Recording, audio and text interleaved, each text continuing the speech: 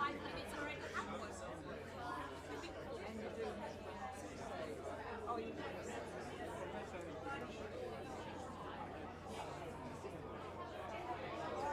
Always saying, Make it well-rounded young man. Exactly, make it well-rounded young man. He has consideration.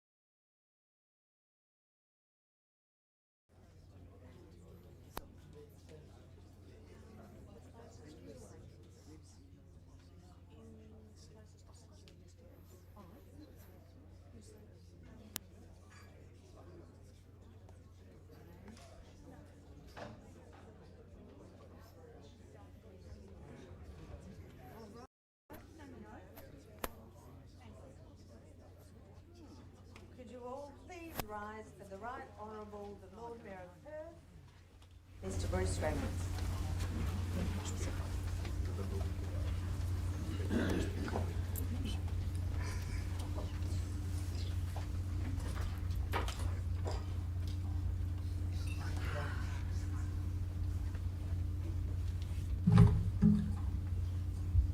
Check the time.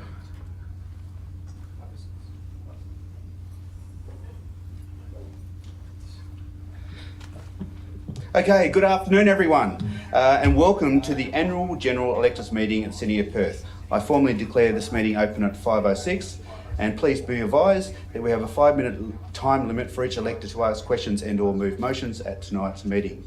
I'd also like to respectfully acknowledge the traditional custodians on the land on which we gather, the Whadjuk people of the Noongar Nations, and we pay our respects to elders past and present. It's a privilege to be standing on Whadjuk Noongar country. CEO, can you please recite the prayer? Almighty God, under whose providence we hold responsibility for this city, grant us wisdom to understand its present needs, foresight to anticipate its future growth, and grace to serve our fellow citizens with integrity and selfless devotion. And to thee be all blessing and glory forever. Amen. Thank you. Please be seated. And with that, I'll be seated.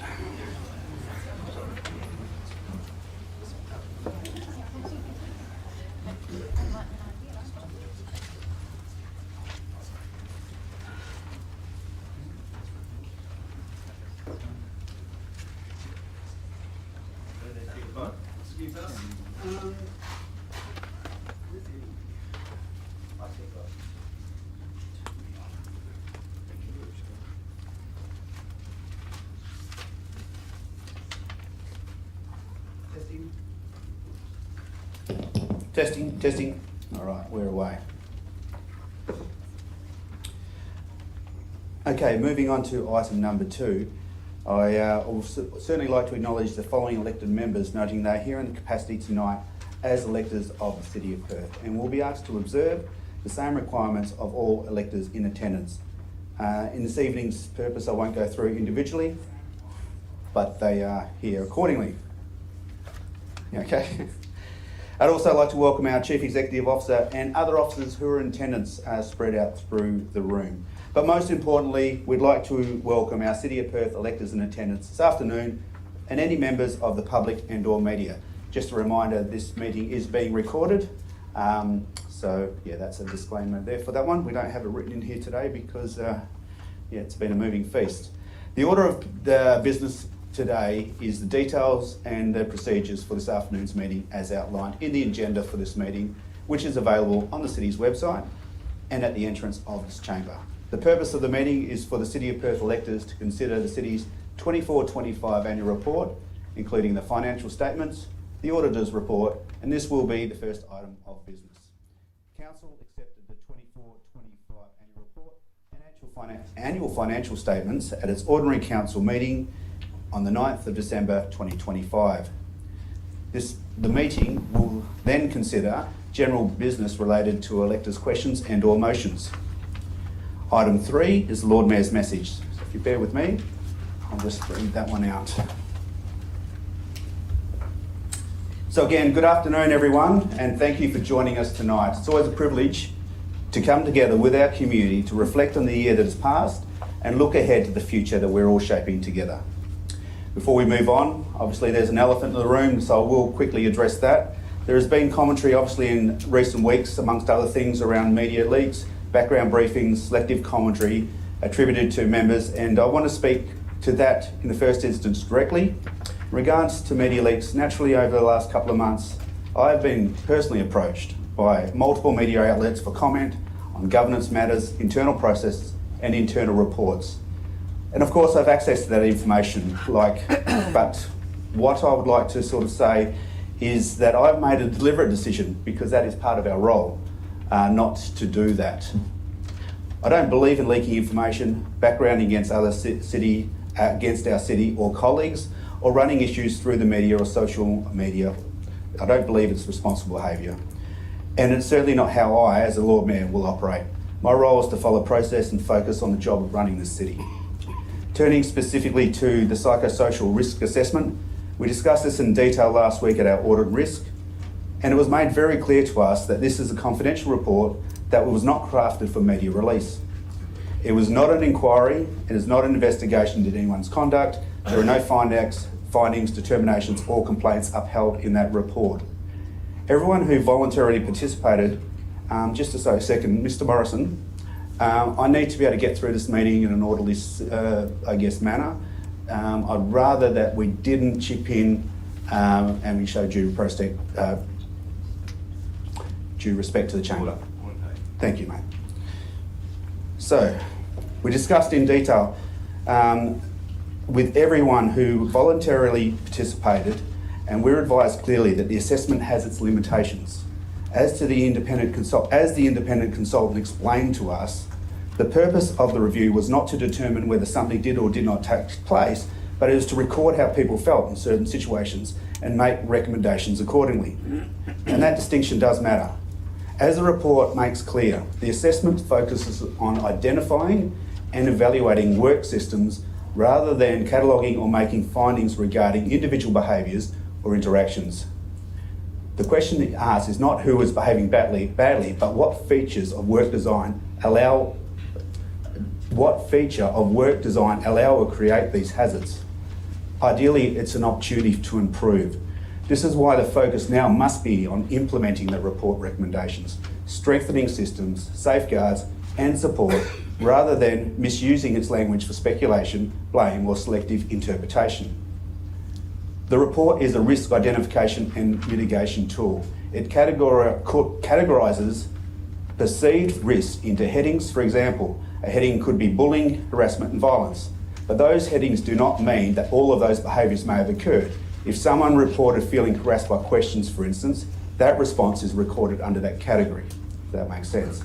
And of course, the lady who did this report sat down with all of us and explained that, and you don't get that in a media leak, okay? It does not establish violence occurred, nor does it mean wrongdoing has been established. So that I want to make very clear. That point we do need to make very clear. What I have seen is the occasional email that could be drafted better. We all know that we can improve our tone from time to time in electronic conversations, but based on my direct observations, I've not seen elected members behave in a way that some of the report language might suggest. I have not observed intimidation of staff or threatening behaviour of a physical nature at all. I have seen debate on a couple of occasions, robust debate between elected members, but that is not the same thing, and that has not been an ongoing issue. While I raised concerns directly with the facilitator about how the report was written, I was again reminded that this review is not about recording, I was reminded that this review is about recording perceptions, not making findings. So that does not mean feelings should be dismissed. Feelings should always be taken seriously, but where behaviour is alleged and evidenced, the proper course is clear process, formal reporting and due process. Not leaks, not insinuation, not trial by media. That protects people and it also ensures fairness for all. What this report does reinforce is something important: the need for ongoing workplace culture reviews, clear processes and continual improvement. We are a capital city, we operate at capital city standard. Leaking to the press is not capital city standard. Running governance issues through social media is not capital city standards. We are better than that, and I expect better. And I want to be clear on one more thing. Despite the noise, despite the commentary, despite the headlines, the city is moving forward. Let it not be lost that Perth has had a very strong year, a year of delivery, a year of momentum, and a year where confidence in our capital city has continued to grow. So let's return our focus to what this meeting is really about: our city, our progress and our future.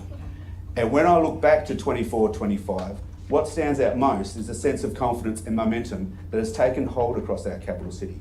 Perth has continued to grow, evolve and strengthen, and you can feel that energy in the streets, in the cafes, in the families exploring our riverfront, the students moving through the city, and the steady hum of activity that signals the city is on the move. Are we there yet? No, we're not there yet, but we're all working hard and we're all working in the same direction, and this is where our whole team, from the CEO, our executive team, and 700 staff deserve real applause. Across the year, Perth experienced record visitations and economic activity alongside a pace of development in the city centre that we haven't seen for decades. These outcomes don't happen by chance. They're a product of sustained effort, strong partnerships and a shared commitment to Perth's future. And partnership has been a defining theme of the year. Through the Perth City deal, the $1.75 billion collaboration between the Australian Government, the West Australian Government and the City of Perth, we're seeing transformational change take shape. And of course, one of the most exciting milestones ahead is the opening this year of the ECU City Campus. That project will bring education, creativity and opportunity right into the heart of the city, reshaping daily life and adding new vibrancy to our streets. We also mark significant progress on projects that speak to Perth's identity and livability, the revitalisation of the Wacker Ground, including a new aquatic centre supported by $25 million of our capital city funding, of your funding. And that is well and truly underway and due, as we know, to open shortly. The Perth Concert Hall redevelopment has commenced, ensuring the iconic venue continues to serve our community for generations to come. And these are investments in our cultural, sporting and civic life, the things that make Perth not just functional, but ongoingly truly special. These city-shaping projects are already renewing private investment across the CBD, from the purpose-built student accommodations that are already in planning and in development and in build, to major mixed-use developments such as the proposed $400 million redevelopment of the Carillion City. This is a pivotal moment for our city, a city confidently stepping into the next chapter. And alongside these major initiatives, the city continued to deliver the services and experiences that keep Perth alive, welcoming and well maintained. Over the past year, we have delivered 646 events and activities, which, those numbers are amazing. In 12 months, 646 events and activations, helping ensure Perth remains the events heart of WA. Our community facilities hosted 750 hours of programming, supporting connection, learning and wellbeing, and our operational teams have worked tirelessly behind the scenes, cleaning almost 27,000 kilometres of streets and footpaths, removing over 20,000 square metres of graffiti, and completing more than 31,000 community safety and wellbeing tasks. And these efforts obviously go to a large part unseen in a well-run city. They are essential to the experience of living in, working in and visiting our city. Major events continue to draw strong crowds, including 115,000 people on New Year's Eve celebrations across Elizabeth Quay and Northbridge, 130,000 attendees at the Boorloo Heritage Festival. The Perth Library had 295,000 visits, and the city provided more than $600,000 in support costs for homelessness and outreach services. That is a reflection of commitment to supporting those who need it most. We also delivered upgrades to the Langley Park Pavilion event spaces, improving a key community asset and supporting our growing events calendar. On the financial front, the city remains in a very strong and stable position. Our financial health indicator of 92 reflects disciplined management and long-term planning. We also received an unqualified audit report for 24-25 with no matters of non-compliance or improvement opportunities raised. We continue to maintain exceptionally low levels of collectible rates outstanding, which is less than 1%, which is a clear sign to both community and confidence in effective administration. As we enter the 25-26 financial year, Perth did so with one of the lowest rate increases of any metro local government, demonstrating that a strategic reposition of the city finances is working. Our sustainable financial model, ongoing service reviews and rigorous assessment of project proposals ensure that every dollar is directed where it needs it most and with the greatest value. I'm nearly there, but it is important to outline where we are as a city and where we're going, so bear with me. An independent review confirms that our rating methodology remains fully aligned with the best practice principles. Not long ago, I delivered a record budget, but let's be clear, the finance team, led by Mike and his team with the oversight of our admin team, are the ones that rightly deserve the appreciation from this community. In keeping a large, ever-changing organisation like the City of Perth financially on track, with all the moving parts, with the rising delivery costs that we're all aware of and complex pressures, they have kept rate rises incredibly low. In a moment you will hear from Mike and you'll see why he is held in such high regard. So as we look ahead, our focus is firm. It is firmly set on the long term. Development of the new capital city plan will be coming out, which will set us up to 2036. Perth is on the move, it has clear sense of direction, strong partnership, engaged community, and we are building a capital city that is vibrant and inclusive. And lastly, yesterday I presided over almost 100 new Australians at our citizenship ceremony. The excitement in those newly minted Australians, Perthians, choosing to live here in our city is further evidence that we're a capital city full of growth and opportunity. Thank you for being here tonight, and thank you for your ongoing commitment to our city. Thank you.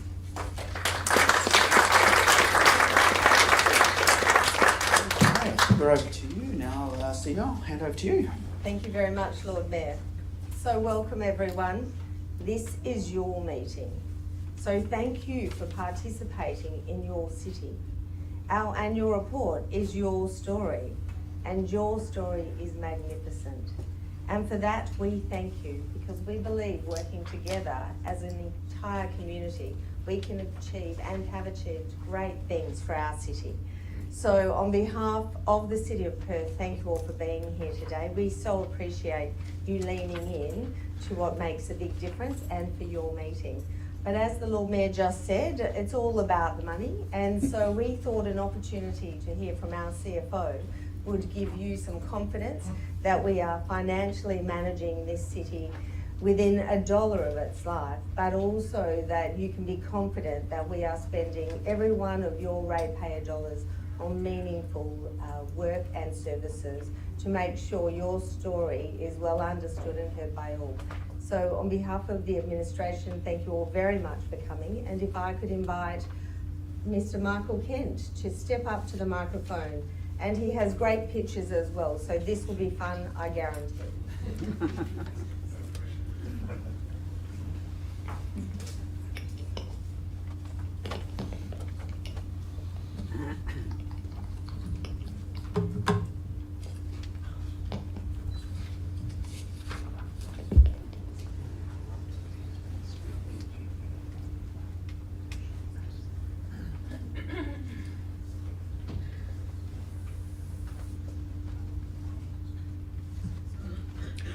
Well, good afternoon, everybody. It's great to see a fantastic turnout today. As you've just heard from the Lord Mayor and the CEO, I am the city's CFO, and it's my responsibility just to give an overview of the 24-25 financial year and how the city tracked through that period.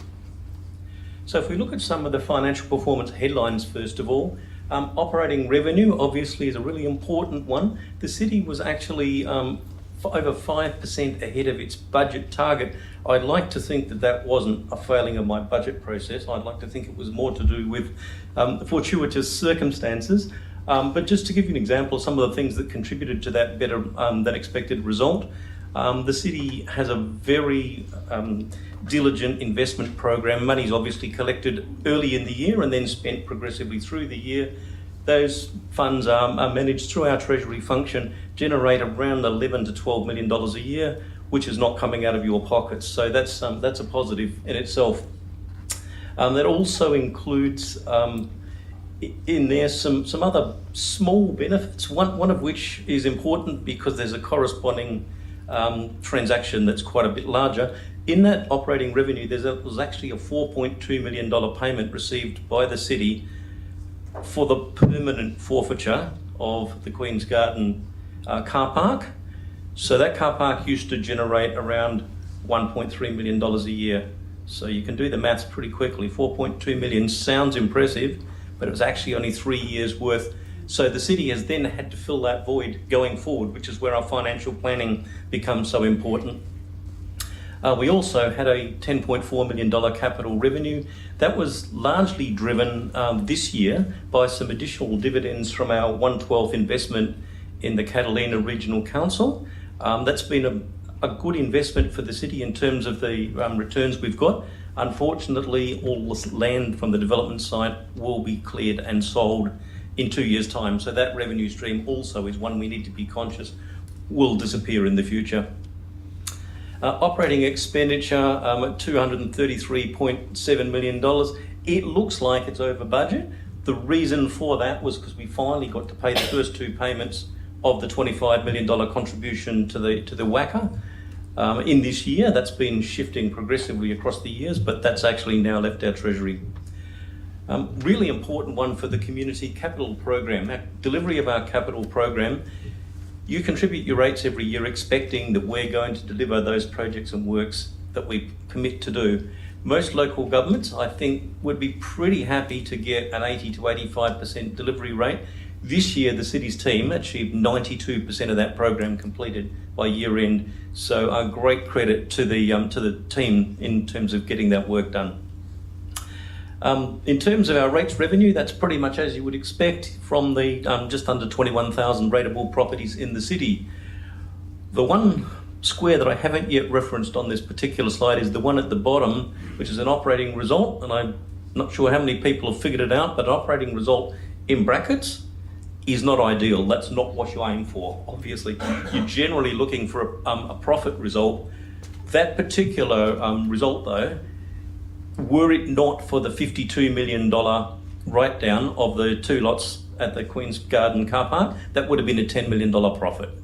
So I think the financial management was well done. That's just a bookkeeping thing that accountants have to do. We gnash our teeth when we do it, but it's got to happen. So where did the money come from during the year? You'll see the the sources of funding there. If you start at the top of that donut graph, at 12 o'clock, work your way around clockwise. It runs in exactly the same order as the table next to it because it might be easier to follow than some of the colours. But essentially what that means is that rates and parking revenue continue to be the 2 significant sources of funding for the city. You'll see there actually interest revenue was $14.2 million. I'm on this year's budget already. I've dropped $2 million.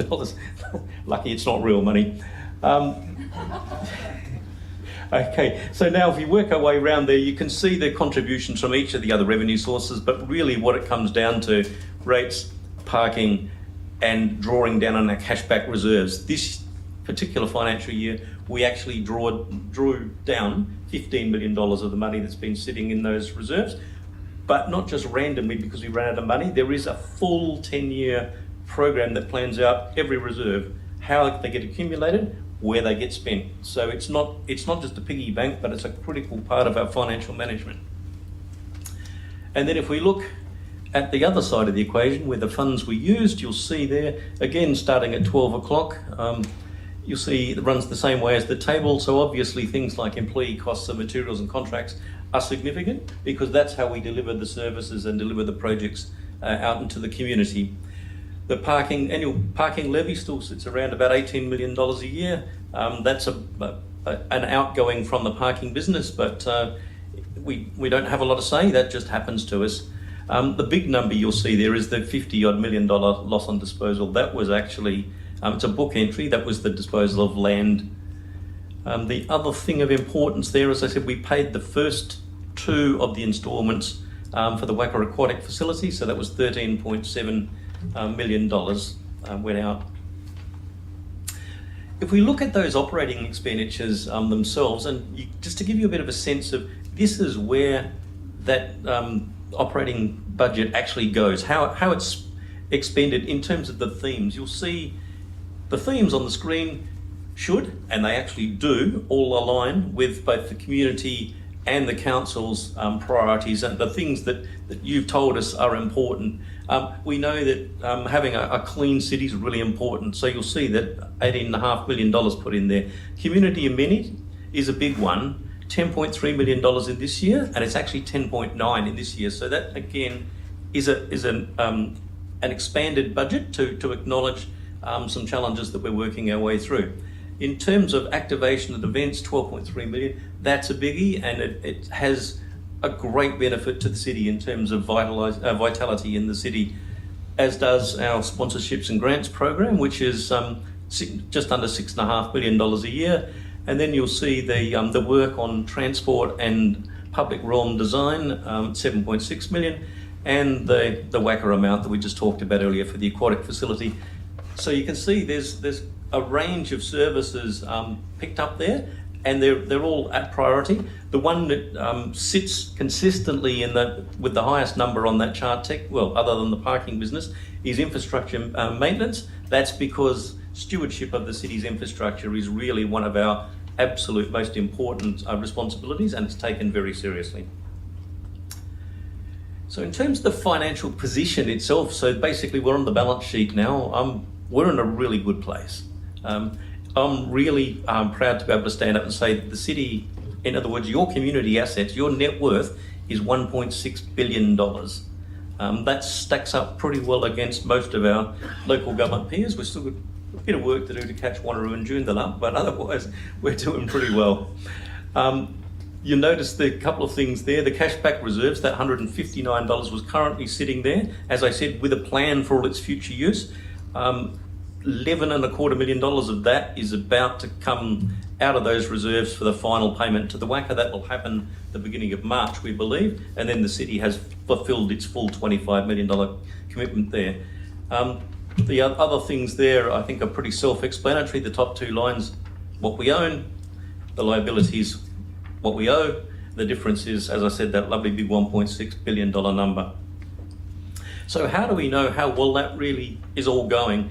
So this is one of two measures that are used to measure local government's finances. There is this particular one, the financial health indicator, which measures financial sustainability. So it's not just a one-year focus, it's looking forward. The other is a financial indicator that is just been introduced by the department. We've only seen 1 year's figures of ours yet, but it looks the same as these numbers, so we're quite safe to talk about it. If you look at that heptagon shape, the seven-sided figure in the middle of the left-hand side of the graph, that effectively is, if you had every single thing in perfect harmony in all of your 7 key financial ratios, that's what it would look like.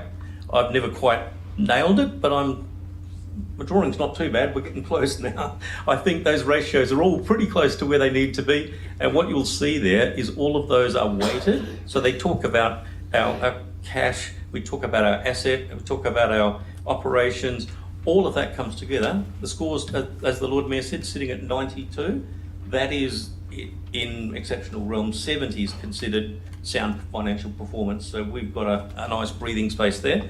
And as long as I'm at the city, I will certainly be working to ensure that that continues. The last slide, I don't actually really need to talk through a lot, but I just wanted to put it up because it reiterates a number of the points that were called out by the Lord Mayor. Unqualified audit report, no matters of non-compliance, but also no improvement opportunities recommended by the auditors. That's rare. That is really rare, and we've had it 2 out of the last 3 years. So that speaks volumes about our systems and our processes and how they are working. Thank you. Thank you. I'll happily take that and convey that back to my team. I'm sure they will appreciate it. Thank you. So what you can see overall, we do have a really good sustainable financial model. We've got a good plan going forward. We've got a best practice rating methodology. So we're only charging you exactly what we need to. We're not milking it. We're not doing anything extravagant. And we have now, I'm very proud to say, a rock solid 10-year forward financial plan, which is the envy of every other local government in the state. So with that, thank you very much. I appreciate the opportunity to speak. Thank you. All right, massive round of applause, Michael. So ladies and gentlemen, as Michael kind of outlined, if the rates go up, it's his fault. If they stay down low, it's my fault, okay? Alrighty, let's go into the next part of that. Charlie, can go back. There you go.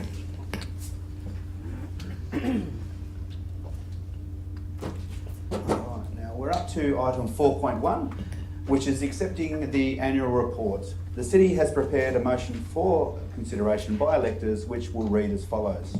Item 4.1, that the 24-25 annual report, inclusive of financial statements and auditor's report for the city, is accepted. Can I have someone, not elected member, to move that motion, please? Former Lord Mayor Charlie Hopkins just moved that. Thank you, Charlie. Saw you blink. And can I have a seconder, please? Former Councillor Steve Weller just seconded that. All right, can I have a vote carried by a simple show of hands? The majority carries. Those in favour? Okay, now we have to count. Okay, those against? All right, that has been carried easily. Thank you. General business. We'll now move to item 5, which is the general business, where motions and questions are raised by electors and will be considered. Any motion or question that has been provided to the city with 24 hours notice or more may be raised here today. All questions and motions must relate to matters that affect the local government and may be ruled out of order if they do not. Please note that the motions carried at this meeting are not binding on the City of Perth. However, they will be reviewed by the administration and a recommendation provided to Council. The questions and responses provided at this meeting will be included into the minutes of the meeting. Questions taken on notice will also be responded to in the minutes of this meeting. We have received 7 electors have raised motions and 10 electors have raised questions. We will in a moment hear from those questions and motions, but I just wanted to remind those who have questions and motions, we're allowing 5 minutes each, and then what we'll have is for those motions, for people who'd like to speak for or against, we'll keep that brief and have a 2-minute allowance on people who may be interested in speaking for or against a motion. The other thing I will just reiterate, ladies and gentlemen, is just to be respectful of each other for those speaking, for those in chamber. If someone's making a point, please allow them to speak clearly. Please don't interject. No outbursts from the audience.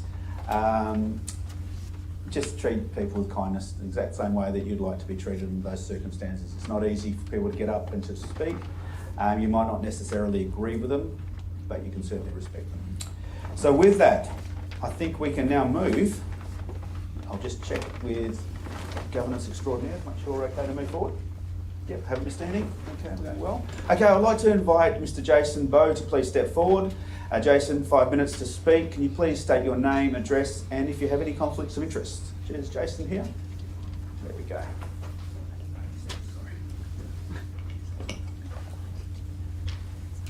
Good to see you, Jason. How are you? Do I speak to the whole motion, or do I raise it and then get a second first? What's the right procedure? I'll check for the boss on my right.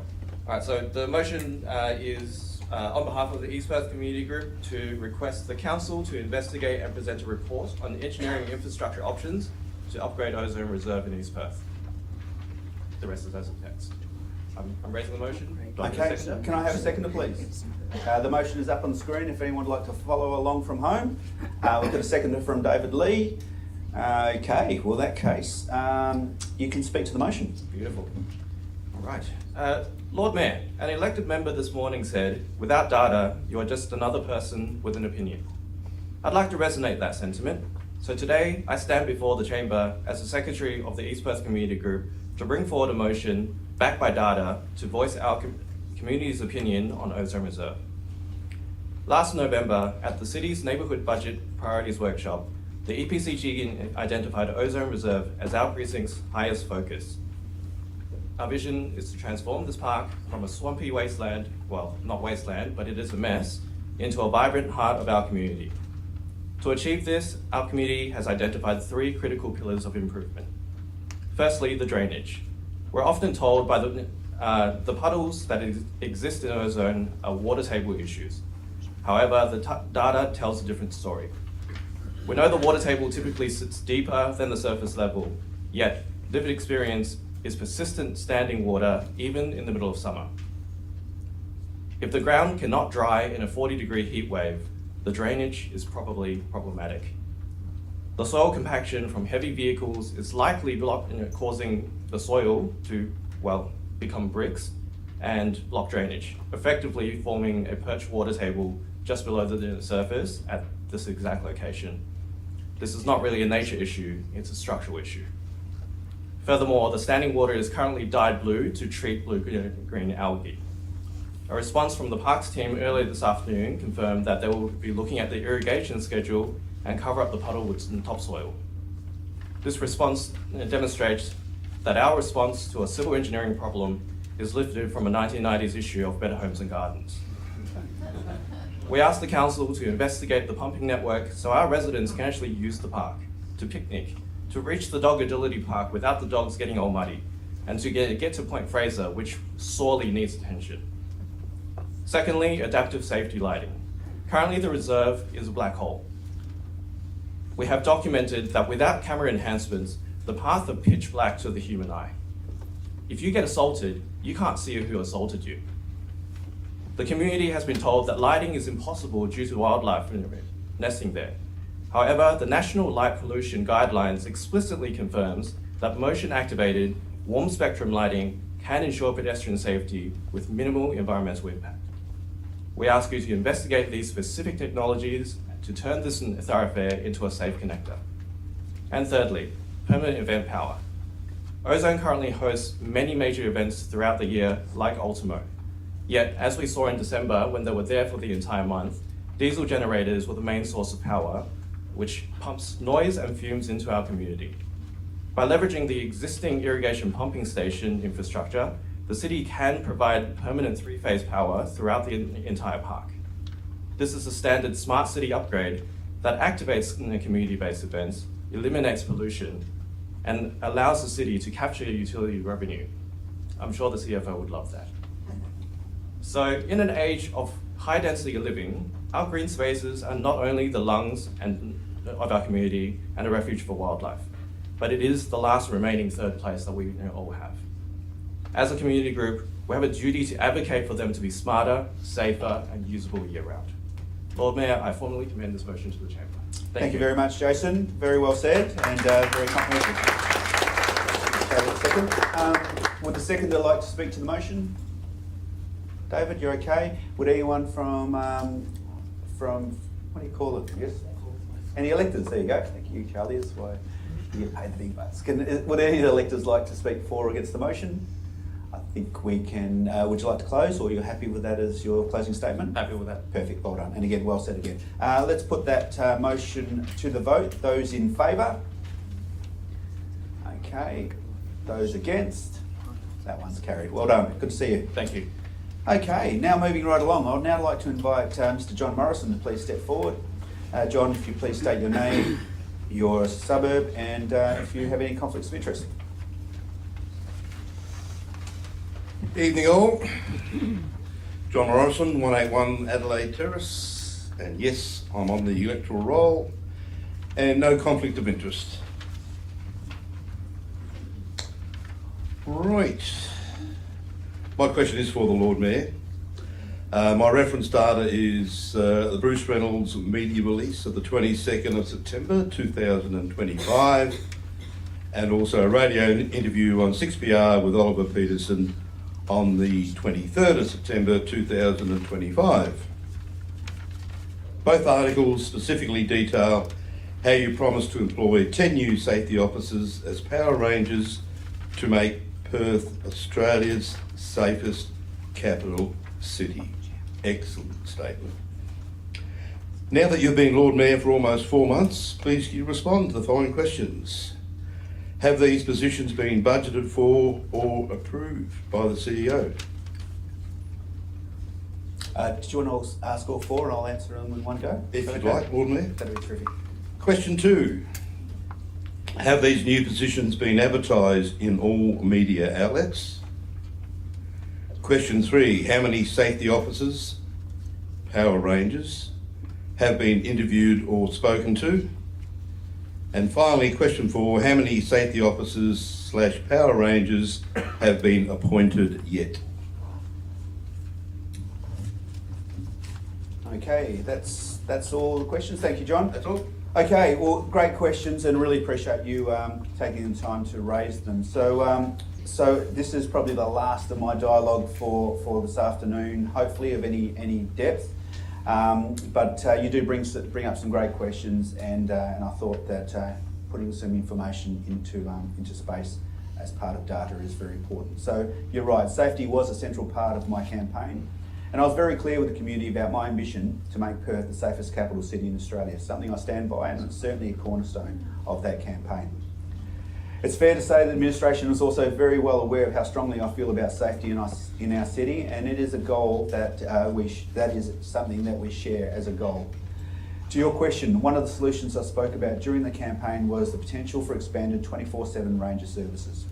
Power rangers was a term that I used kind of off the cuff, but yeah, I understand what you're saying. And so to be clear, any permanent change to service levels or resources require a formal decision of council. And as you know, we've not actually sat this year at an ordinary council meeting. One of those will be coming up shortly. And that's the space where a motion for additional expenditure, etc., would find its place.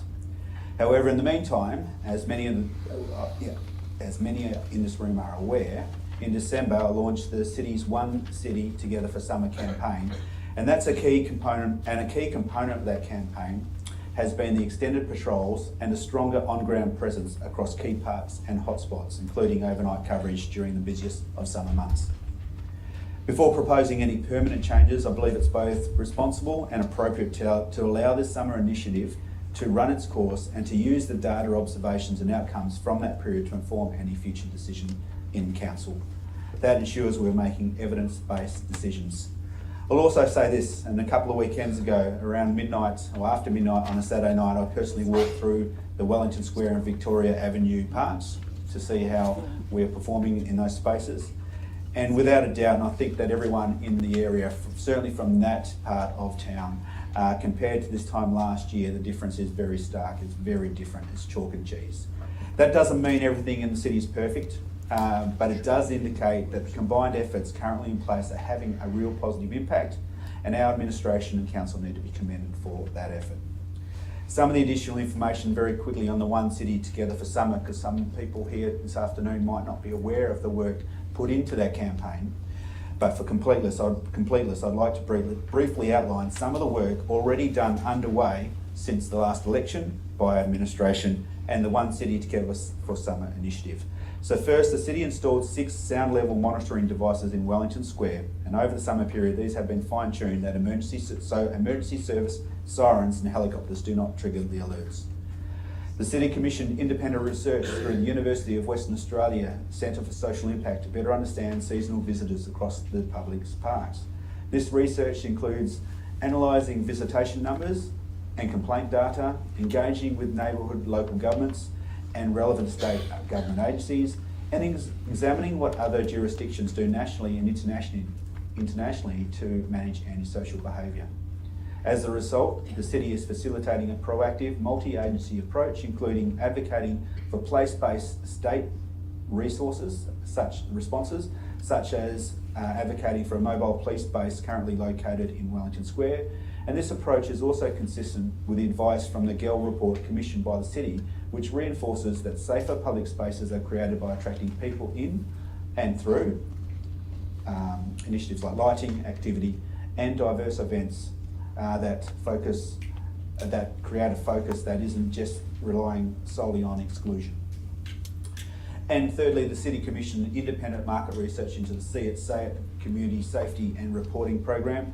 That research confirmed the campaign is effective in encouraging reporting and has a strong clarity and relevance while identifying opportunities for further tailored messaging, particularly for businesses. Informed by that research, the City commenced the One City Together for Summer education campaign, encouraging people to connect, look out for one another and to appreciate the diverse use of public spaces during the busiest months of the year. This remains an ongoing theme across our city communications. Operationally, between November and March, the city is trialling extended patrols across key parks and hotspot areas, including overnight coverage, City Watch CCTV operators, monitor key location hourly. Basically what happens is every hour our rangers will basically key in to show that they're actually going through those spaces throughout the evening. The city has increased CCT capability through the addition of 2 mobile CCTV towers, complementing its fleet of 8 mobile CCTV trailers. The city has also increased positive activations of parks through regular events and community coffee catch-ups, as many of you are aware, engaging directly with residents and park users. So far, 3, is this since the election? 3 coffee catch-ups, or was there one beforehand? Yeah, so since the election, thank you. 3 coffee catch-ups have already taken place, with a larger community showcase planned for Wellington Square later in March. So all this work, including the outcomes of the current research and summer trials, will inform the next iteration of the city's Safe City Plan and guide future decisions through the proper council process. And again, I do want to thank our council and administration for the significant work underway and look forward to the outcomes of the current initiatives to guide the appropriate next steps through the council process, if required. So, great question, thank you, John. Okay, sorry about that, it was a long one, but I promise that is my last. I would now like to invite Amber Lee Henriques to please come forward. Amber Lee, please state your name and address, and if you have any conflicts of interest. Hello everybody, my name is Amber Lee Henriques and I am from West Perth, and no, I don't have any conflicts of interest. Shall I read out my speech? It includes the motion. Yes, definitely. We need to, so read the beginning of your motion and we'll order get a seconder, and then you can read to the motion, if that works. Okay, I can't see that far and I don't have my motion notes. I might be able to find one for you. I think I've got some questions. Give me a second. Oh, thank you. Sorry, thank you anyway. Okay, so the motion that I am putting forward is for the city to investigate and report to council on establishing a fair rates and active city framework to promote fairness, safety and community activation by introducing a vacant property differential rate for the rates for people who are intentionally leaving residential and commercial properties unoccupied. Additionally, I would love for that increased rates revenue to go towards incentivising initiatives to improve community safety and activation, including increased range of patrols, CCTV coverage, community safety programs and local activation grants. This will also include establishing a vacant property transparency register, which will require property owners to declare unoccupied buildings exceeding 12 months of inactivity, and also defining clear exemptions for property owners facing legitimate barriers such as heritage restrictions, structural repairs, approved redevelopment works, or demonstrating that they are making ongoing efforts to lease, sell or activate their properties. I move this motion. All right, thank you. Can I have a seconder, please? David Lee's first up again. Let's go. Thank you, David. You can speak to the motion. Okay, so the motion Fair Rates and Active City is about fairness, accountability and the responsible use of community resources. Across the City of Perth, there are dozens of properties, both residential and commercial, that sit vacant for months, intentionally, sometimes years. These empty buildings attract antisocial behaviour, dumping and vandalism. They drain city resources through additional ranger patrols, CCTV monitoring and cleaning services, costs that are currently shared by all of us ratepayers. Meanwhile, those who actively live, lease and maintain our properties, the people who help keep streets safe and vibrant, are subsidising these costs. This motion proposes that the city investigate and report to council on establishing a fair rates and active city framework to promote fairness, safety and community activation by establishing a vacant property transparency register that requires property owners to declare unoccupied buildings exceeding 12 months of inactivity, introducing a vacant buildings differential rate under section 6.33 of the Local Government Act 1995, applying a higher rate to residential and commercial properties that are left intentionally unoccupied for more than 12 months without any evidence of active use, redevelopment or genuine attempts to lease or sell the property. And to use those increased revenue funds generated through this differential rate for initiatives that improve community safety and activation, including increased ranger patrols, CCTV coverage, community safety programs and local activation grants. And lastly, it's to define a clear exemption for property owners facing legitimate barriers for occupancy, such as heritage restrictions, structural repairs, approved redevelopment works, or demonstrable and ongoing efforts to lease, sell, or activate their properties. Ensuring that the framework distinguishes between intentional vacancy and good faith circumstances. This motion is not about punishment. It's about fairness and responsibility. Those who create additional costs for the community should contribute more. And those who contribute to Perth's vitality should see that investment returned through a safer, more active city. By introducing this framework, we can turn a long-standing problem, empty buildings, into part of the solution, funding a safer, cleaner and more connected Perth for everyone.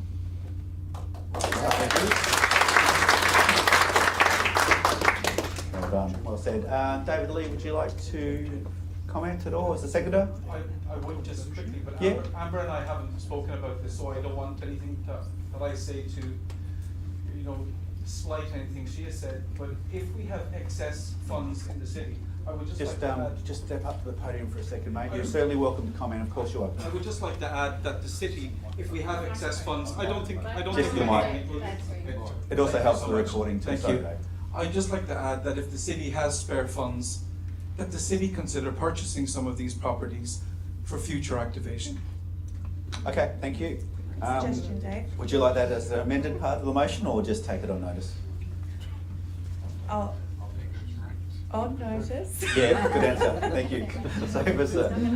Okay, now just quickly. So, would anyone like to speak for or against the motion? Sir, you're welcome to come up to the podium. We might get a roving mic here. I'm not sure. We'll see.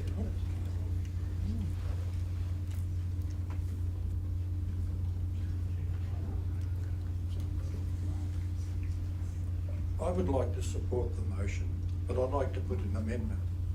Right throughout the area, there is vacant land also. Just a quick one. I'm sorry, I don't think that's working. Maybe just go to the podium and speak to that. And if you could just, and I'm really sorry, just for the record, can you state your name and suburb? Yeah, Philip Higgs, I live in East Perth. I'm on the electoral roll. Beautiful. I'd like to propose an amendment to this also. There's a lot of vacant land that has sat in various parts of City of Perth, and it's land banking. People are screaming out for residences. I believe this should be incorporated in this young lady's amendment to get some of these projects up and moving and getting people into homes. That's what I'd like to add to the amendment. Now, I don't know the correct procedure, but I'll let the young lady take over from there. Thank you, Philip. We're just checking to see, so Amberly, do you want to take that on notice or would you like to incorporate that as an amendment? I actually believe that there is a differential rate for land banking already. So I think that that is already in place, but perhaps if you could add that just to confirm. Yeah, no problem. We'll certainly take that on notice, no problem. Would anyone else like to speak for or against the motion? No, we're okay. Alrighty, would you like to close? Yes. Where you go? No, sorry, I'm done. All right, well done. In that case, let's go to the vote. Those who are in favour, thank you. And those who are against? Just the one, so you're one and done. Well done. Good job. Okay, thank you. Thank you. Okay, I'd now like to invite Mr. Kevin McIsaac to please step forward. Please, Kevin, if you could state your name, your address, and if there's any conflicts of interest. Certainly. Thank you very much, Bruce. As I've said before, it's Dr. Isaac. We're going to... Sorry. His titles here, we should use them uniformly. Definitely Dr. Kevin McIsaac. Thank you. So I have a couple of very simple questions. I'd like to ask them individually. They're mostly yes or no questions. I ask them one by one and just get the answer because some questions can be jumped. My question refers to the release of the psychosocial risk assessment tabled at the most recent audit and risk meeting that Bruce has spoke so extensively about. The first question is, has legal advice been provided on releasing the report? Did you want to ask all, how many questions are there? I've only got 4. Do you just want to just run through all No, questions? I'd rather do it one by one. It's just yes or no. It's a simple question. All right, that's fine, no problem. I'll ask the CEO for a yes or no answer. Yes, it has. Great, thank you. Is there any legal impediment to having the report released from that legal advice? I'll pass that through to the CEO, and I will also mention to the CEO that obviously, yeah, so legal questions, confidentiality and administrative handling sit with the executive of the Chief Executive Officer, and any I guess, the CEO to respond to any appropriate level, noting any legal or government constraints, or if the matter needs to be taken on notice. But this one looks like a straight yes or no. Just want to add that in. Over to the CEO. Sorry, could you ask that question? Certainly. Is there any legal impediment to having the report released? No. Great. Can the report be released administratively and immediately? The report was provided through the Lord Mayor to the Audit and Risk Committee to enable that committee to be fully briefed on the content of the report, and also for an opportunity for elected members to consider and discuss the report's contents.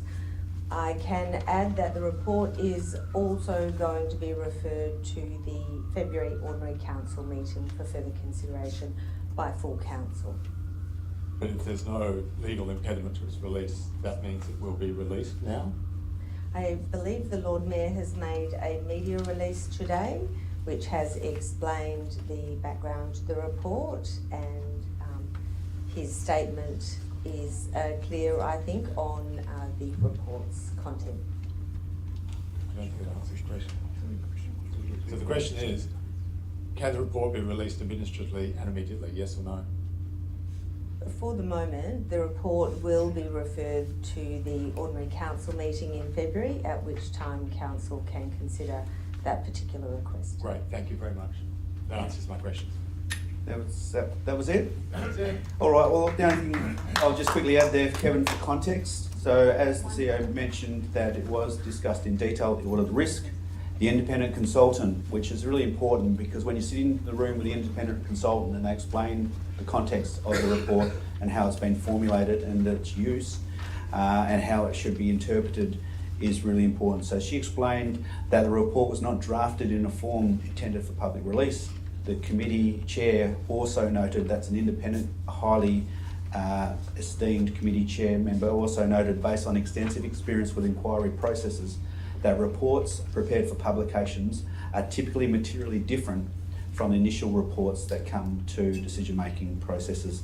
So the committee considered that, and it was the overriding vote, effectively, the decision was reflected that it wouldn't be released because it's a confidential report. So it's going to be considered at council at the next council meeting, and that's very important. It is tabled, and the recommendations have certainly been received by council, and that's very important as well. Thank you very much, and great to see you again. Okay. Bruce, when you say it's being tabled, does that mean you'll see it it will be published in the agenda? It will still be considered in a confidential manner at the agenda, but it will be tabled at council for consideration. Does that sort of make sense? Not really, but... Okay, that's fine, no problem. All right, now, next I'd like to welcome up Steve Weller. Just please step forward. Steve, can you please state your name and your suburb?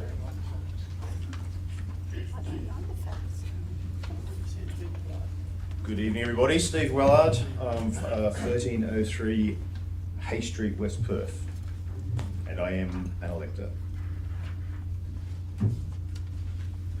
Okay, the first motion I'd like to talk about is requesting the CEO to undertake a review of the City of Perth's fixed and mobile CCTV camera network across all of our neighbourhoods in the City of Perth. The review is to report on the performance and effectiveness of the fixed decibel monitors installed in Wellington Square in 2025, the performance and effectiveness of the mobile CCTV camera stations installed in 2025, the two that the Lord Mayor mentioned in his opening address, fixed CCTV camera network coverage gaps across our city, which we know there is quite a few, with particular focus on West Perth, Nedlands and Crawley, which I'll go through in my backing comments. Any areas of known temporary or seasonal as antisocial behaviour that is best monitored using the mobile CCTV camera stations. Recommendations for additional fixed CCTV cameras and fixed decibel monitors in locations to rectify coverage gaps identified in the report. Recommendations for additional mobile CCTV camera stations to be situated in known short-term antisocial hotspots. And then a budget cost and time frame to purchase and install the additional equipment identified in the report. and the report and equipment purchase recommendations to be presented at the earliest available ordinary council meeting that would allow funding to be included in the 2027-2028 budget process setting. Okay, let's see if we have a seconder from the floor. I'm looking at David Lee, hasn't moved yet. So Amber Lee has actually put a hand up. So there we go, we've got a seconder. Would you like to speak to the motion? Yes, please, Lord Mayor. Yep.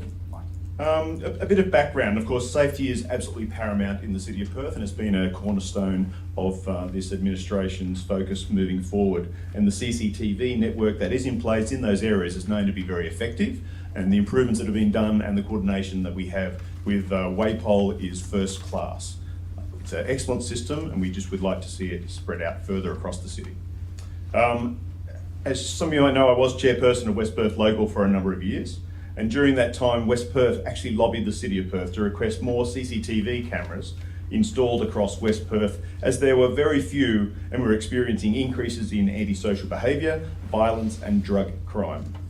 We also at the time built a great working relationship with Anna, David and the City of Perth Western Residents Association, which if I can do a call out, congratulations on your Australia Day award yesterday, that was very well deserved. Fantastic news and fantastic recognition for a great team of people.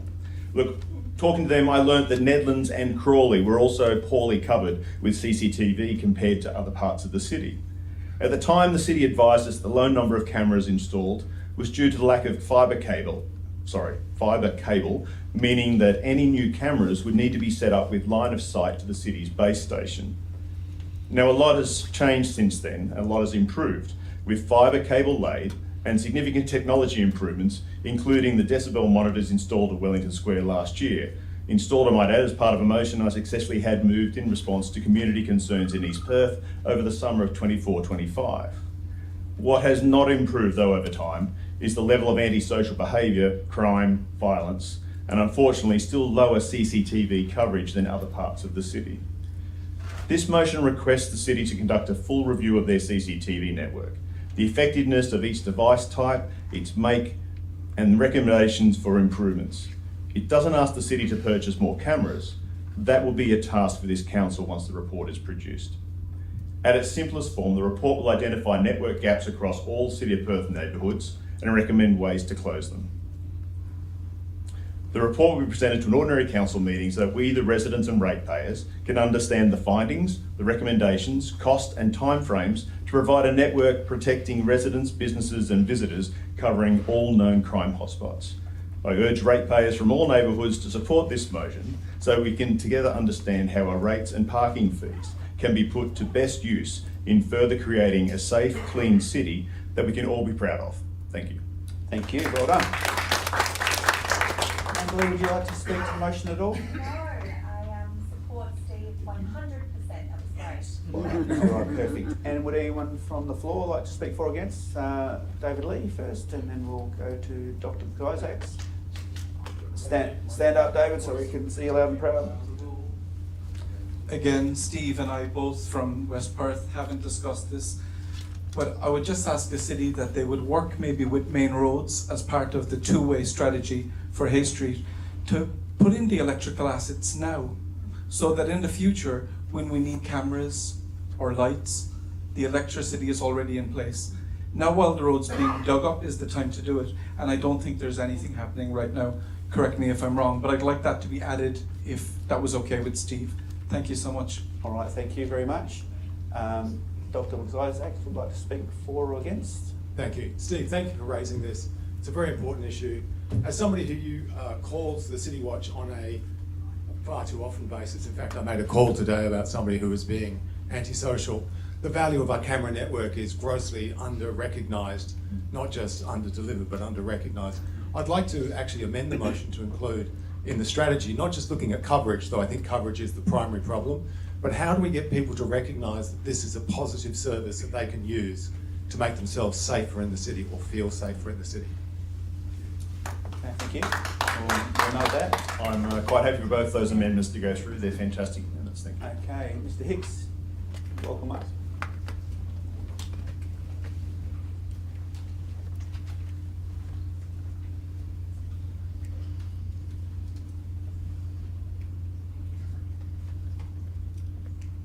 thanks once again.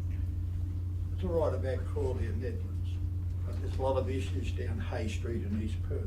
We have coverage around Wellington Street, and there has been a marked improvement with the greater police presence. But down towards the Wacker, there's no cameras. And as you can imagine, there's a bit of social unrest back into Queen's Gardens. So if this could be incorporated with this gentleman's, it'd be much appreciated, because there is a big issue down that way. Right along Hay Street, there's groups. If you walk out of the town hall and you walk down Hay Street, back up to the Carlton Hotel, sometimes it's like a bloodhouse there. My own wife has been threatened by an individual with a blade there one day. And it's unsatisfactory that happens in this day and age. So thank you. Thank you, Mr. Hicks. Anyone else speak for or against? No? Okay, so what we'll do, I think we'll just note those as amendments for consideration, bearing the fact that is, how these motions work in regards to present the next steps. Would you like to close? No, I'd just like to thank people who did speak. They're fantastic ideas. I think they should be incorporated, and definitely to Dr. McIsaac's point, we need to promote that fantastic service that's there. Let our people know that it exists, that it's easy to get contact with, and that they respond. Thank you. All right, well done. Thank you.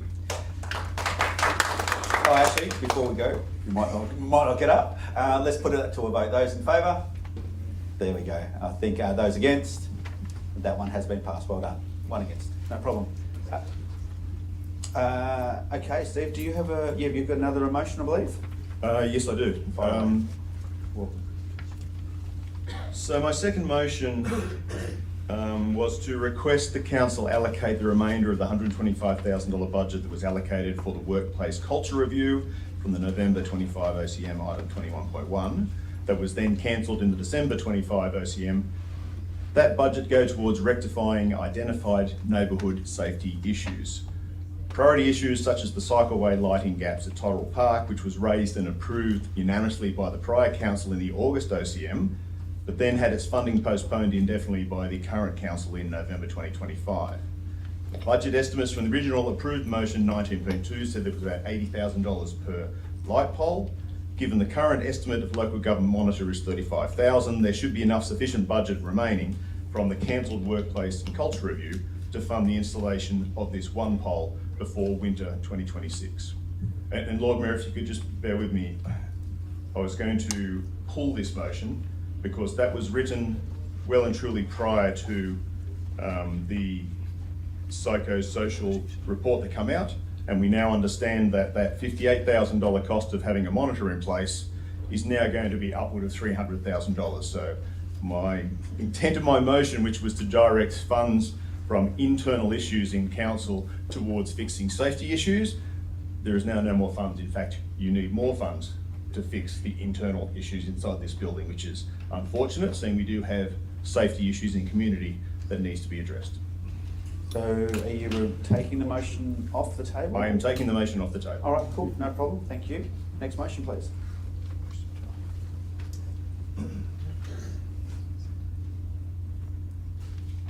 This one's interesting. The council requests the Chief Executive Officer to produce a report into the process required to introduce wards into the City of Perth Council at the 2027 local government election in accordance with the reforms announced by the WA Minister for Local Government, the Local Government Act, and the City of Perth Act. The report is to consider dividing the City of Perth electorate into 3 wards, determined by the City of Perth's published neighbourhood boundaries and population data. As an example, East Ward would be East Perth and Claysbrook, currently 40% of the city's population. Central Ward would be Perth and Northbridge, currently 33% of the city's population. West Ward would be West Perth, Nedlands and Crawley, currently 27% of the city's population. The report is to consider each ward to have a minimum of 2 councillors elected to council, with the remaining 2 councillor ward allocations to be determined by the city's population distribution. The Lord Mayor would still not be subject to ward allocations. The introduction of wards to the city will ensure proper representation across all neighbourhoods and reduce the risk of council not meeting quorum should a conflict of interest arise when a motion affecting registered addresses of the majority of councillors, and promote the development of our neighbourhood centres as a collection of unique villages with unique attractions, benefits and needs. Thank you. All right, thank you very much. Can I have a seconder for that motion? Amber Lee seconds that motion. Okay, would you like to speak further on that motion? Yes, thank you, Lord Mayor. The state's local government reforms recommend Band 1 and 2 councils to review implementing wards if they don't already have them, should there be a benefit to community. It also recommends abolishing wards in smaller Band 3 and 4 councils. The City of Perth is a Band 1 council, so under the reforms we could consider moving to a ward model. However, the City of Perth is also bound by the City of Perth Act that requires it to work to a parallel set of unique rules, recognising its significance as a WA Capital City Council. The introduction of wards under the City of Perth Act is vague. It does not clearly identify who is authorised to approve a move to having wards in place. This motion is requesting the City to conduct a review and report back into the benefits and proper process of installing wards well and truly before the 2027 election. Council would then need to agree on there being a net benefit to residents and ratepayers and bring a separate motion to an ordinary council meeting. The following are some of the published benefits of having wards. Improved local representations. Wards ensure that different sections of the community have a voice, preventing a one-size-fits-all approach across an entire council area. There's greater accessibility. Councillors are more accessible to electors, allowing residents to connect with representatives who understand their specific local issues. Focusing decision-making. Wards allow for a specific targeted approach to local issues such as infrastructure, planning and community needs, rather than a broad, uniform approach. Effective representation. It can be easier for candidates to run for election by focusing on a specific smaller area rather than the entire community. Fairer distribution. A ward system, when properly managed, ensures that different areas of council receive fair and equitable representation. Following the last election, the city now has 6 of its 8 councillors registered as being from the Eastern Perth area, east of Victoria Avenue. The remaining 2 councillors are from Central Perth, and there are 0 councillors from West Perth, anywhere west of the freeway. Now, while this may seem a positive win for Eastern Perth residents and ratepayers, it also does come with a risk that should an Eastern Perth issue arise that requires a vote of council, this council may not be able to form quorum due to the high number of councillors declaring interests. I therefore urge residents and ratepayers from all neighbourhoods to support this motion so we can have future councils that are most representative of our community and are made up of strong local community advocates who can lobby for action rather than the current model where all 8 councillors are spread thin across the entire city. Finally, I request the report be ready for consideration before the end of this year so that changes can be incorporated before the next council election in October 2027. Thank you. Okay, thank you. Amber Lee, did you want to speak to that motion at all? No? Okay, that's fantastic. Would anyone from the floor speak for or against the motion? Dr. Isaac. And there's someone at the back there put their hand up. If you might just move towards, just to save us the delay for when you get down here eventually. So you can come down now. Jason, sorry. So Steve, I actually want to speak against the motion, but I really have a question. And it comes down to if East Perth has 40% of the residents and the West only has what, 7%. Don't you then end up with the people in the West having a greater over-representation of members? So you've got 2 members in the West that have got 7%, and we're looking at numbers in this city of around about how many people voted this last time? 3,000? You're now going to divide that into what, 3 wards? You're now getting down to very small numbers. It might only take 100 people to actually vote in the West to actually bring in 2 councillors, which is compared to it might take 1,000 people to vote in the East to bring in 2 councillors. So I look at that and I see some real challenges given in small numbers and the disparity between where people are located and people are not located. Yeah, thank you. If I could just talk to that. Yeah, sure. So absolutely, you had a good look at the numbers. So there is 27% of the population in the West, there's 33% in the centre, and there's 40% in the East. I said we'd have a minimum of 2 per ward, which the other 2 then would go to the larger population. So it could be that East Perth has 4 out of the 8 councillors with that model. So that then balances things up. Also, this is a report to look at the feasibility of it in preparation for whatever changes happen in the October 2027 election. If what has been rumoured is that the state government goes to compulsory voting, then the numbers go from 5,000 up to 30,000 people. So then we have a real vote on our hands with real people having a real decision as to what councillors they have. Okay, we're not talking about splitting the 5,000, we're talking about splitting the 30,000 numbers that are out there.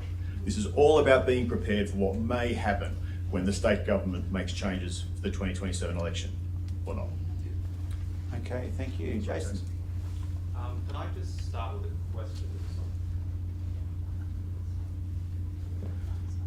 Yeah. Just a question for the CEO. How many times have we actually lost quorum due to having 6 apparently East Perth councillors?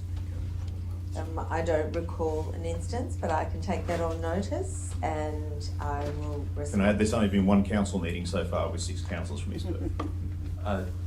Okay, but what I'm trying to say is I'm speaking against this because we seem to be trying to solve a problem that doesn't exist.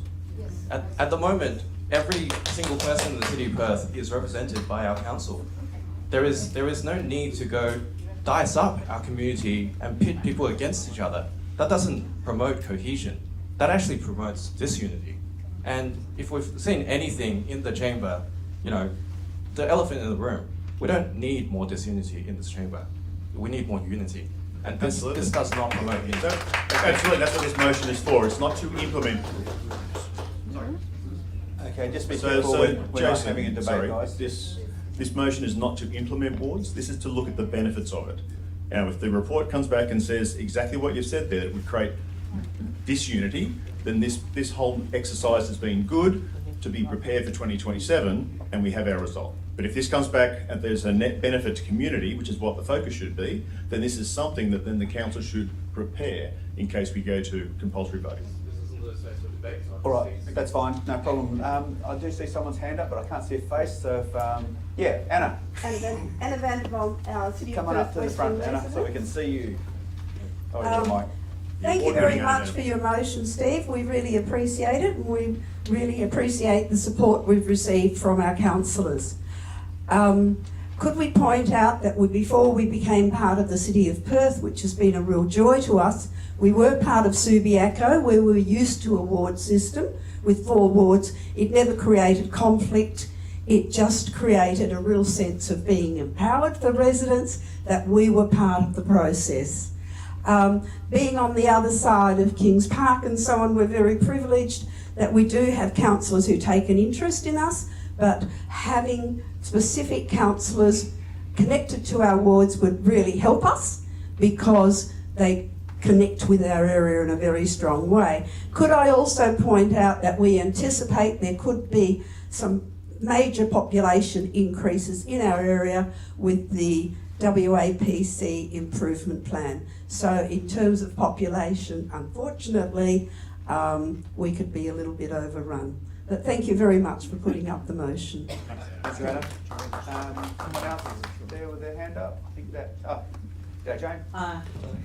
I'm also from over there. Name and suburb, nice and clear, Jane. Okay, 25 Hardy Road, Netherlands, and it's Jane Boxall. My contention is I support the motion because I think if you have particular people representing your area, and we need it over there, we haven't got a single person that lives over our way, you talked about, somebody mentioned about... Mayor does, just out of interest, just thought I'd add that in, but that's okay. Somebody mentioned that... well, what I really want to say is if we've got our own representatives that are going to represent us, we're more likely to get more people voting in the voting process. Okay. All right, terrific point. Would anyone else like to speak for or against? Yes. Please state your name. Robin Harvey. I'm in Claysbrook. I would just like, I think it's actually a good idea. We just hadn't thought about it before. But I'd like to point out that East Perth and Claysbrook have very different types of populations, and that would need to be considered in any report because we notice in Claysbrook that there's high rise, etc. in East Perth and not so much in Claysbrook. And the second thing is, could we add that public submissions are allowed for the report? I was thinking about that today, yes. I think that should go into the report. Do we have public submissions? Because there's an opportunity to talk about it. Okay, thank you. Would anyone else like to speak for or against? No, that's fine. Before I put it to vote, just a quick question, Steve, just for clarity, and just another part for clarity. My calculations, we have 4 people who are currently on council on East Perth, 4 that would be designated in Central, and then myself who's on the west side, but I'd be exempt for that. So just in the way that you worked out those percentages and numbers, how would you say, how many people would be from East Perth Central? They're all based on the registered address when you went for the election. So your address was Aberdeen Street, Central. No, it's not. It's not. It's Mount Spey Road, 6,000. But anyway, regardless, the But that was on your paperwork, yes. no, it wasn't. Sorry, but it doesn't. Well, listen, we're not debate where I live, okay? Because I know where I live, Steve. Okay. But I appreciate We've had a similar discussion about where I live too. I appreciate the concern. Not from me. We didn't. Now, I'm just trying to ask a quick question. Yeah. So how would you break up the numbers from how many people would represent East Perth, how many would be Central, and how many would be West? It would have to happen over either a single election period if all electors went to a single 4-year term, that's easiest, or it would have to happen gradually over time, over 2 election periods to Yeah, no, I get get it in it. place. But so there's 8 electors and Yep. there's 3 regions. How many people would be in the East, the Central, and then the West based on your calcs? Yeah, sure. So that's why there'd be a minimum, my proposal is there'd be a minimum of 2 councillors per ward. Right, yep. And then the other 2 would go to the wards that have the greatest population. Perfect. That's right, I just wasn't sure, that was Yeah, all. that's right. fine. No, appreciate that. Okay, anyone else like to speak for or against? Mr Hicks? I'm going to give you a frequent flyer points the way you're going. You should get a seat down the front.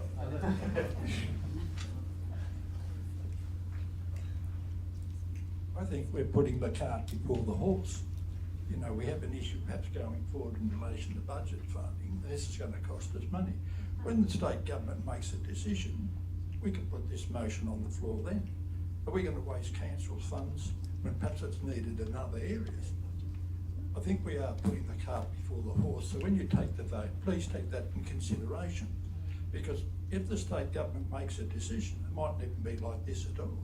It could be something completely different. Please take that into consideration. Thank you. Beautiful. All right, no problem. All right, well, anyone else like to contribute? Mr Lee? It's your meeting, ladies and gentlemen, so don't be shy. I just want to say, as somebody who's based in West Perth, but goes to East Perth, goes to Kings Park, goes to the western suburbs all the time, that the people who got voted in the last election represent all of us. And we're going to need you over the next 2 years. Please don't forget us in West Perth. Fair point. Okay, anyone else? All right, let's put that to the vote. Happy to do that? Okay, those in favour? Okay, I want to have to count here, I think. Nice and high. 1, 2, 3, 4, 5, 6, 7, 8, 9, 10. Cameraman, are you in favour? 11, 12, 13, 14, 15, 16, 17, 18. Now, just make sure you're electors. Now, we'll probably do this twice if the numbers are close. So 18 in favour, and those against? Okay, let's start. 1, 2, 3, 4, 5, 6, 7, 8, 9, 10, 11, 12, 13, 14, 15, 16, 17, 18, and 19. Now let's do this. All right, now I'm going to get you to stand up because it's going to be easier. So because the numbers are tight. So those in favour, please stand up. Yep, sorry, 19 each. Yep, well we haven't called it yet. We haven't called it yet. So 1 down. 2, please. You can just sit when I call you. You get 2, 3, 4, 5, 6, 7, 8, 9, 10, 11, 12, 13, Jane, Anna, 14, 15, 16, 17, 18, 19. Ooh, oh, elected members could probably vote. No, all right, let's not open that can of worms. Okay, those against, can you please stand up? Okay, Councillor Lisa, first one. Can you sit down, please? I'll just quickly go. Yes, 1, 2, 3, 4, Walter, 5, 6, 7, 8, 9, 10, 11, 12, 13, 14, 15, 16, 17, 18, 19, 20, 21. So that's been defeated, but it was close. And it's a good motion. It's definitely worth consideration. I'm glad we got some exercise in too, Lord Mayor. Thank you. Sorry, Jane. Can I just say, that it's always going to be defeated because the wards that haven't got, you know, the wards who haven't got the population are obviously not going to have enough people in the vote. Thank you. That's a fair point. Democracy, I guess, I don't know. All right, Steve, is that it? Yep, well done. Great to see you again, and thank you for your contribution this evening. What was the outcome of that? It was defeated. But I think you got two out of three, is that right? Cross. Got 1 out of 3. All right, that's okay. Well, not bad effort. Everyone gets a certificate these days. Okay, can I now invite Samuel Ingram to please step forward? Is Samuel in the room? No? Okay, so if they're not in the room, that just gets noted for the minutes. Is Helga James in the room? No? Helga, okay, that's fine. Vicky Ranchevsky is in the room. I saw Vicky earlier. If you could please stand up, Vicky, come to the forward and name and address or suburb. Thank you, Lord Mayor. Vicky Ranishevsky is Perth Verified Ratepayer, resident and community advocate, and I don't have any conflict of interests. So may I just clarify, are we doing motions and questions at the same time? Yes. Okay. You've got the stage for as long as you need it. Really? Yeah. The whole lot?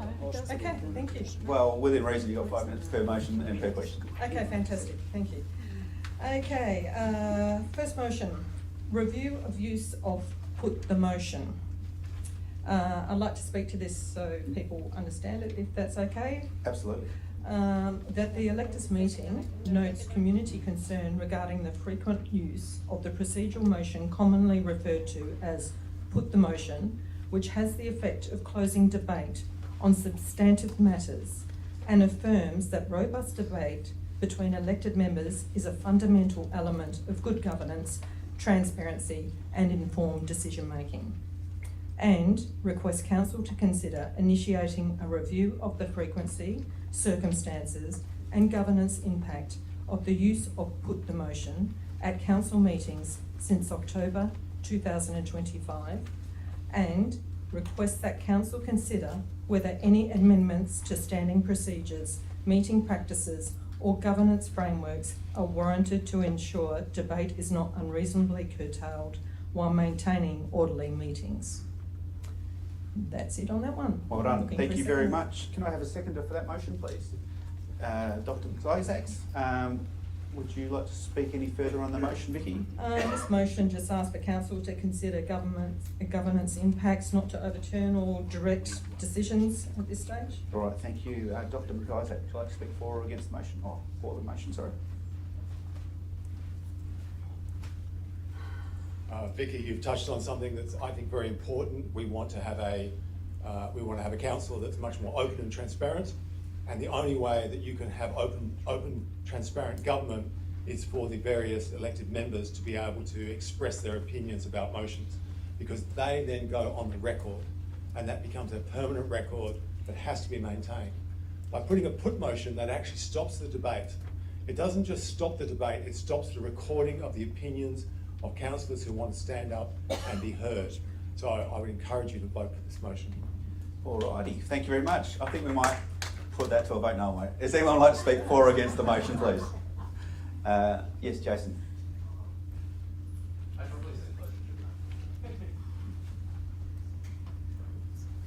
Hi again, Jason. I'd actually like to speak for this motion, but in a more general sense, that our City of Perth standing orders hasn't been reviewed since 2009, if I'm quoting correctly. So I don't know if you want this amendment, but can I amend this to actually put a proper review of the standing orders instead of motion by motion? This might actually cover a couple of your motions. So yeah, I am supporting it, and I'm supporting a full review of the standing orders. Thank you. All right, thank you, Jason, very much. Would anyone else like to speak for or against? No? Okay, that's fine. Let's, did you want to close it all, Vicky? No, that's all, thank you. All right, let's put that to a vote. Those in favour? Okay, that looks like it's inclusive. Those against? All righty, thank you. That has been passed. Thank you, Vicky. Thank you.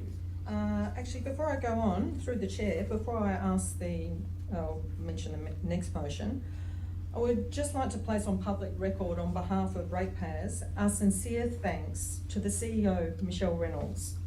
Her outstanding service to the city and consistently high level of commitment and availability she has demonstrated to staff, elected members, stakeholders, and we, the ratepayers, over the past 5 years has been outstanding and still continues. Thank you. Thank you.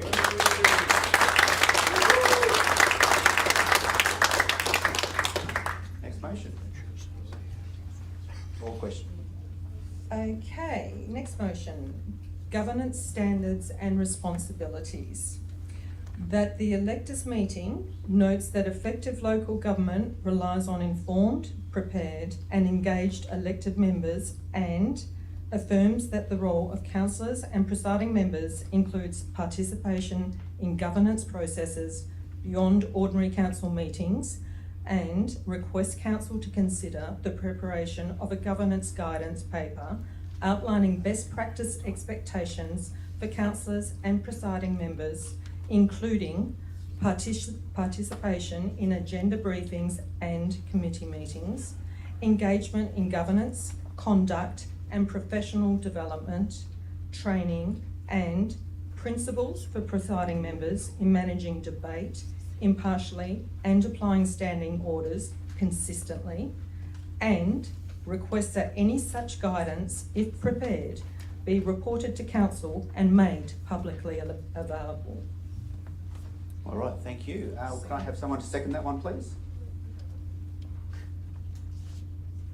Mr. Hicks, thank you very much. Would you like to speak to the motion at all, Mr. Hicks? No, you're fine with the way it is. Would you like to close, Vicky? Yes, this motion supports good governance and professional development without assigning blame. Beautiful, thank you very much. Let's put that to the vote. Those in favour? Thank you. Those against? Okay, that's fine. That one is passed. Thank you very much. Next motion. I'll try and get through these fast. That's okay. Take time. Plenty of time. Public question time. That the electors meeting notes that public question time is a fundamental mechanism for community engagement, transparency and accountability, and affirms that members of the public are entitled to ask questions in a respectful environment, and requests council to consider a review of the current arrangements for public question time, including time allocation, procedural limits, and the role of the presiding member in facilitating questions impartially, and requests that any outcomes of such a review be reported to council for consideration. All right, thank you very much. Can I have a seconder, please? Mrs. Bonnet-Pally, is that right? Loretta. Yes, thank you. So we'll have a seconder. Can you just spell your surname, please, just for minutes? B-O-N-I. Oh, that's pretty straightforward. Thank you. Sorry, Loretta. Would you like to speak to the motion? No? Would anyone like to speak for or against the motion from the floor? Yes, David. David Lee. Thank you, Lord Mayor. I'd like to speak for it. It's not easy standing up, and some people find it very difficult to speak in front of people, in front of a microphone. They get nervous, they forget what they're going to speak about. And I just think nobody, especially women, nobody should be shut down in a council meeting. Fair enough. Thank you so No much. problem. Thank you. Anyone else like to speak for or against the motion? Okay. Vicky, would you like to close, or we can put that to a vote? Public question time is a core accountability mechanism, and review requests are appropriate for electors. That's all for me on that one. Thank you. Let's put that one to the vote. Those in favour? No motion. Fantastic. Those against? Let's carry that motion. Thank you. Okay, next one. Notice of rejected public questions, deputations and motions.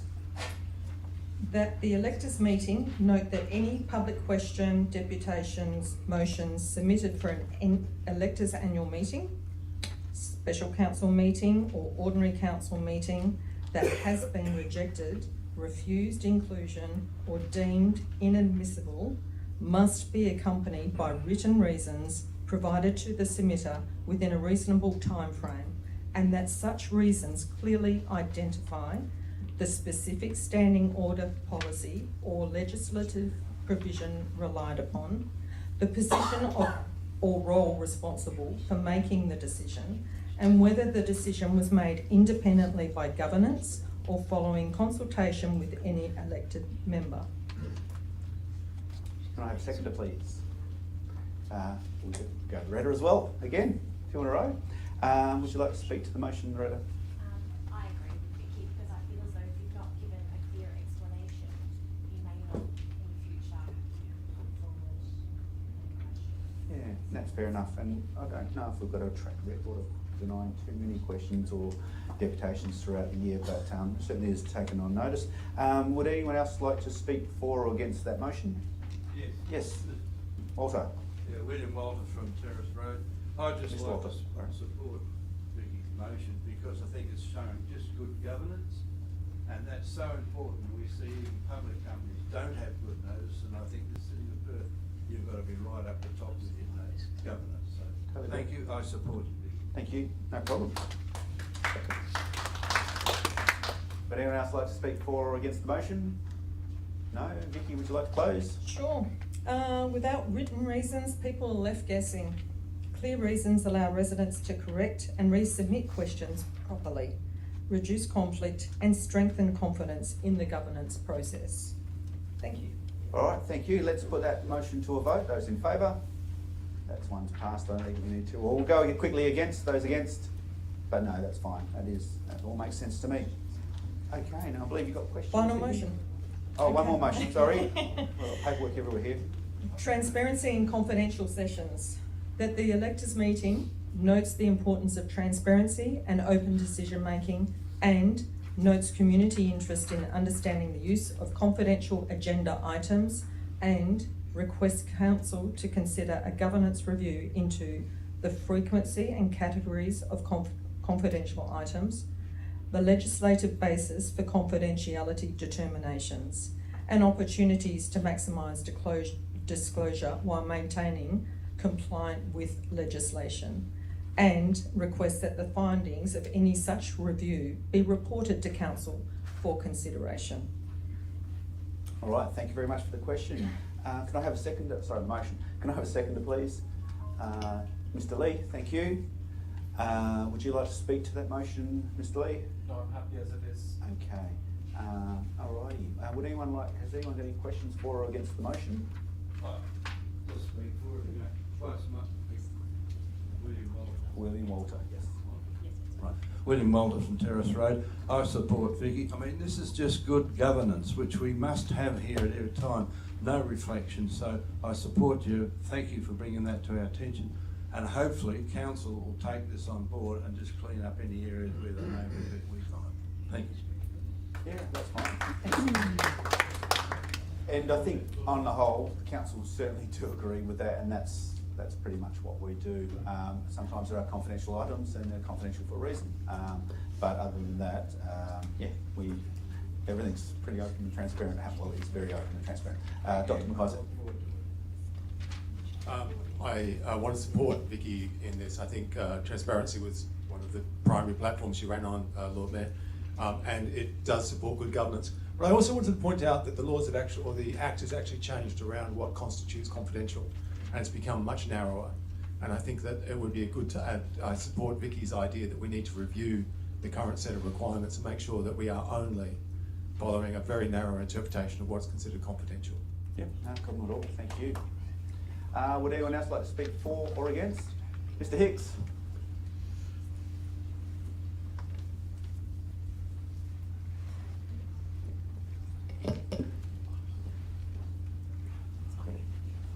Vicky's permission, could we just roll this into one?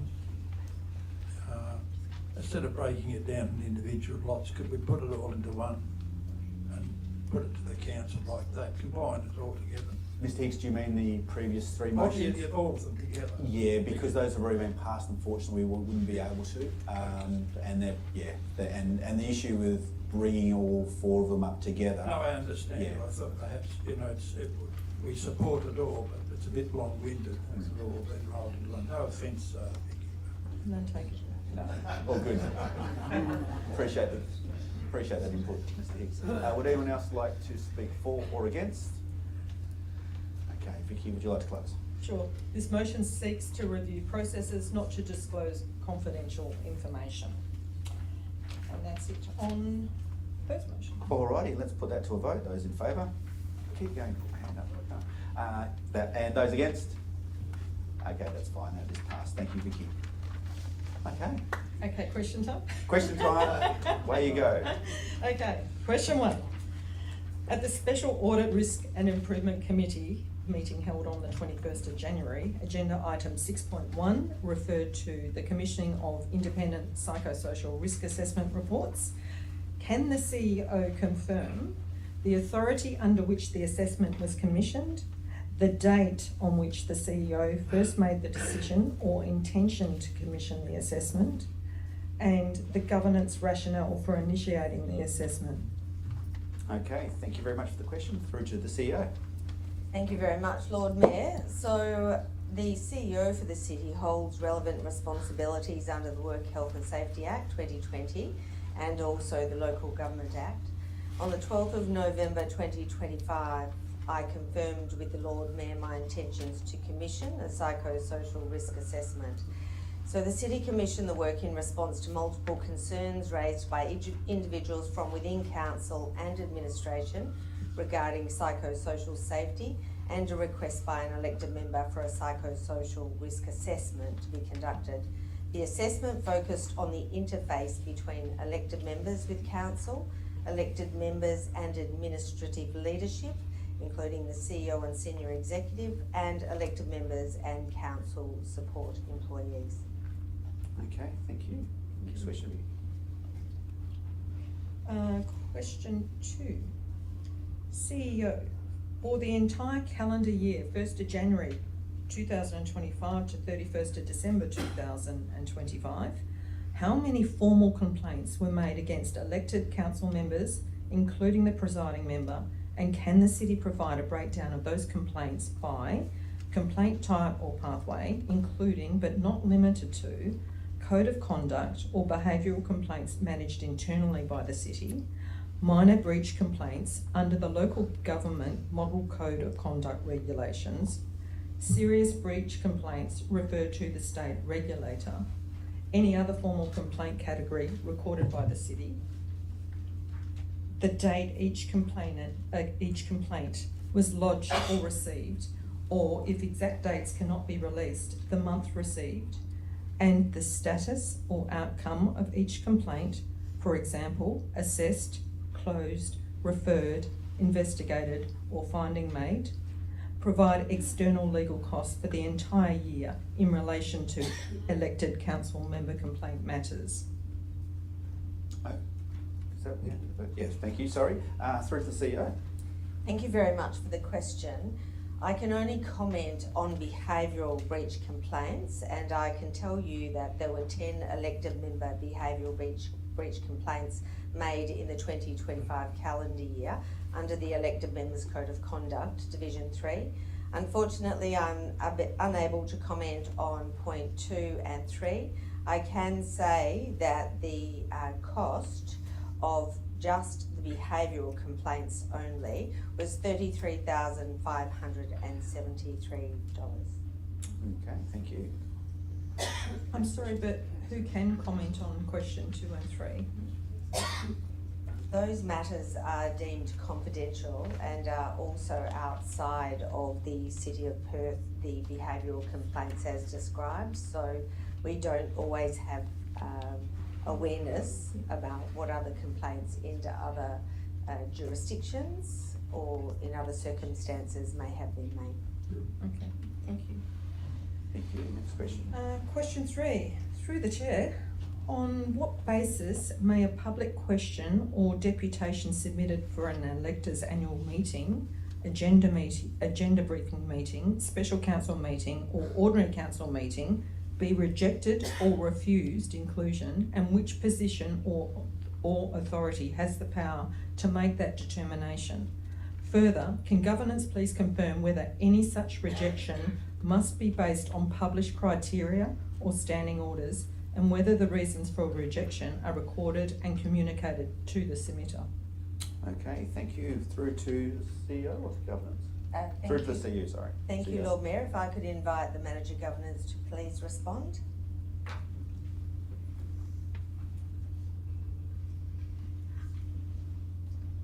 Through you, Lord Mayor. For ordinary council meetings, section 5242 of the Local Government Act 1995 prescribes that the person presiding at the meeting determines the procedure for public question time, providing that the minimum time outlined in the Local Government Administration Regulations 1996, Regulation 7, is observed. Okay, thank you. Sorry. In relation to Electors General Meetings, section 530 of the Local Government Act 1995 prescribes that the Lord Mayor is to preside at an electors meeting, and section 531 states that the procedure for this meeting is to be in accordance with regulations. The Local Government Administration Regulations 1996, Regulation 18, states that, subject to the annual report being the first item of business, and each elector having the opportunity to vote, if they wish to, that the procedure to be followed at an electors' general meeting is to be determined by the person presiding at the meeting. Okay, thank you. Next question. Governance. During responses to questions at council meetings or taken on notice for future response in meetings of a meeting, what governance guidance protocols or expectations apply to elected members regarding the public disclosure of identifying information about residents or businesses, particularly where that information is not directly relevant to the substance of the question being addressed? Okay, thank you. Through to the CEO. And to the Manager Governors, please. Through you, Lord Mayor. When a member of public is speaking at a public meeting, it should be expected that publicly available information about them might be shared in the course of any discussion. Thank you. Next question. Thank you. CEO, what procedural training, governance training and workshops were made available by the City of Perth to all elected members during the 2024 and 2025 calendar year? And can the City please provide an attendance and non-attendance summary for those activities made available to each elected member, including the type of training or workshop provided? Thank you. Through to the CEO. Thank you very much. So the City does maintain a register of professional development for council members. I would very much appreciate the opportunity to take this question on notice so I can ensure we provide you a full response with all of the details that have been requested, which are not necessarily available on the register. Sure. Okay, thank you. Next question. Question 6. Given that the state government appointed inspector, Mr. Tony Brown, appointed Ms. Carol Adams as a monitor of the City of Perth to report to him, can the CEO clarify whether the costs associated with the inspector's and monitor's appointment and time are being borne by the state government or by the City of Perth? And if by the City, on what statutory and contractual basis those costs are being charged to ratepayers? Okay, thank you. Through to the CEO. The Local Government Act 1995 provides that the cost of the monitor will be borne by the City. A paper will be coming to the February Council to ensure the budget allocation is supported by Council. Thank you. Thank you. Question 7. Okay, lucky last, folks. In relation to the committee meeting held on Wednesday the 21st of January 2026, can the CEO advise whether a decision was made regarding the public release of the information relating to the independent psychosocial risk assessment reports, and if so, which elected members voted against the public release of the findings outlined in the reports? Thank you for the question. Through to the CEO. The Audit, Risk and Improvement Committee, ARIC, is not a decision-making body of Council. The report was provided to ARIC on a confidential basis to ensure elected members were fully briefed and had the opportunity to discuss its content. Okay, thank you. Thank you, Vicky. Good to see you. I will now invite Jack Richardson. Is Jack here to please step forward? Jack, if you can please state your name and your suburb.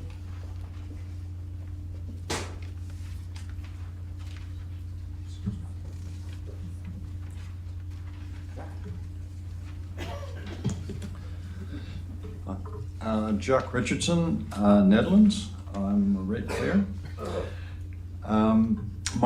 Thanks for the opportunity to ask the question. My question relates to Matilda Bay.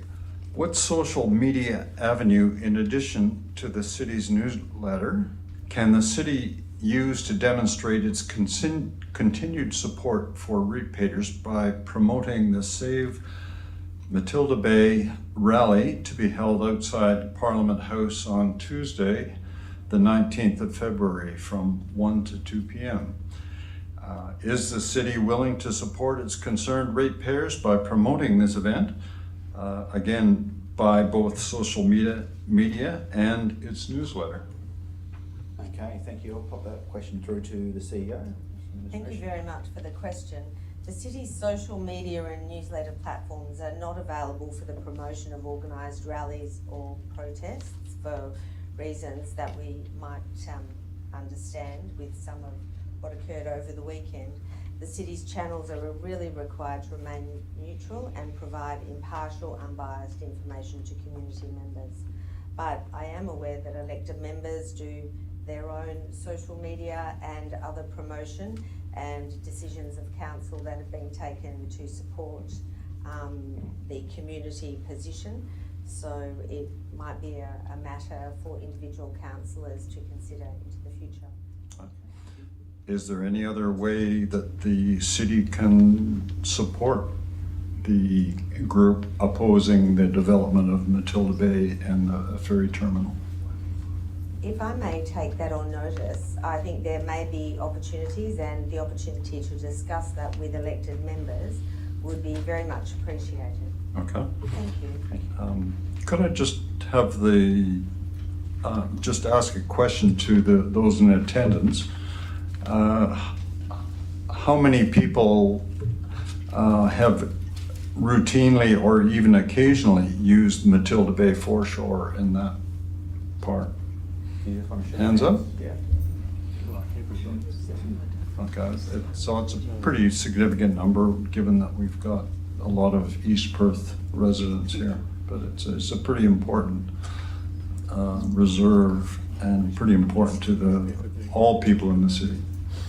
Okay, thank you. The state.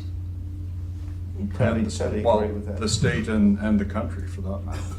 Did you have a second question, or was that pardon me? Was there a second question?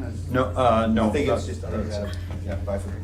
All right, thank you very much. Thank you. Thank you, Mr. Richardson. I would now like to invite Ms. Judith Nash, if she's available. There we are.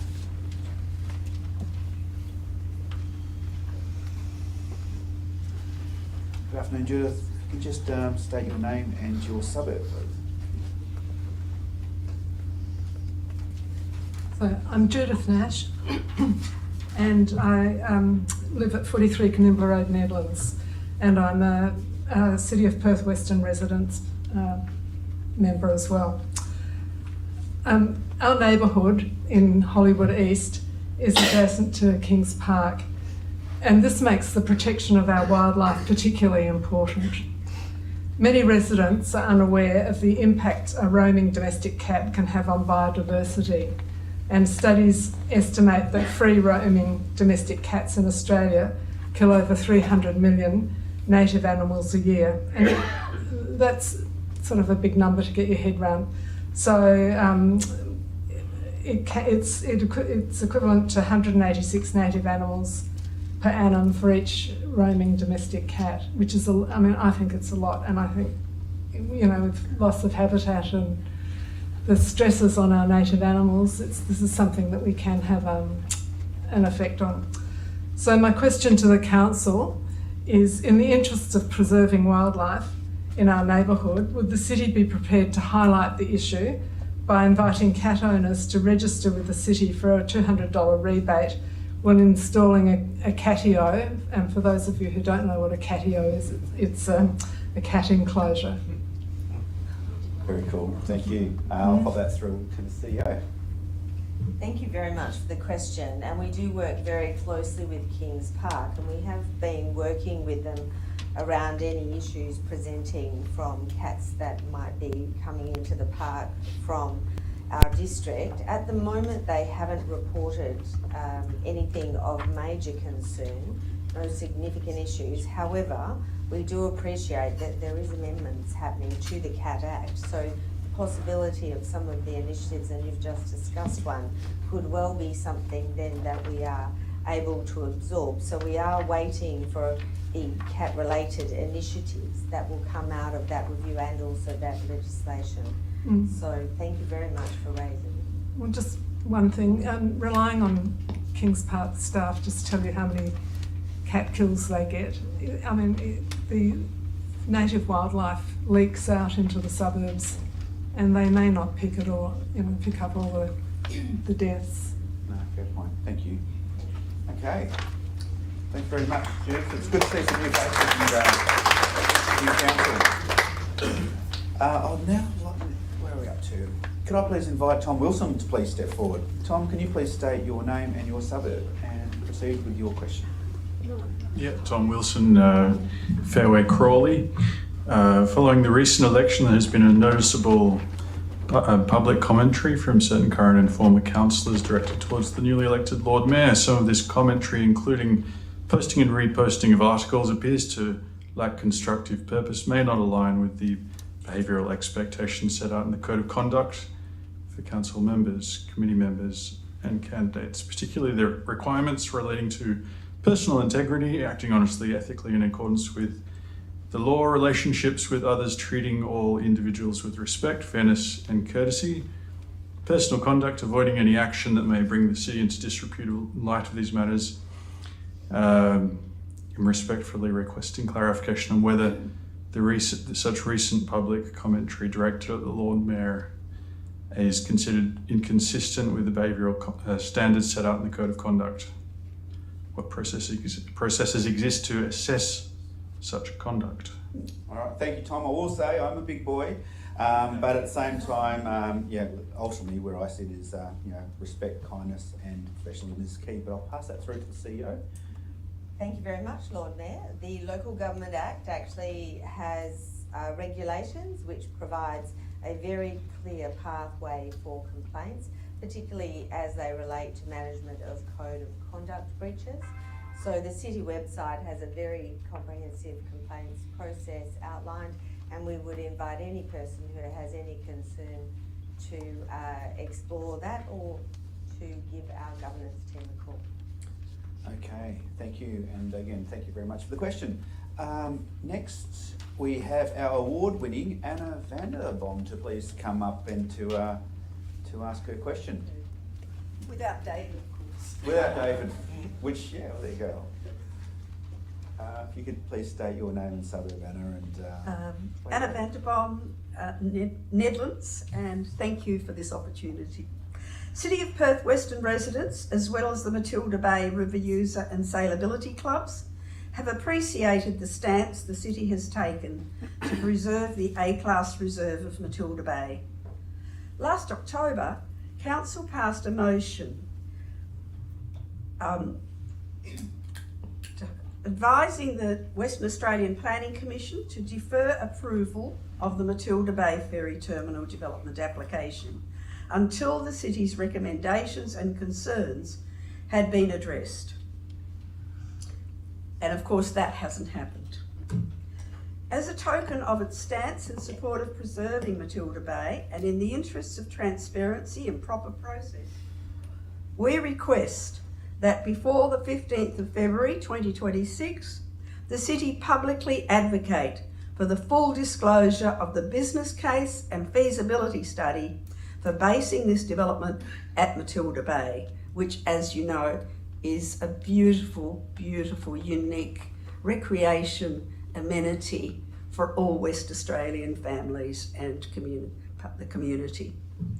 Is the city willing to support its concerned ratepayers by advocating for us in this manner? Thank you very much for the question. Through to the CEO. So a little bit of background, if I may, through the Lord Mayor.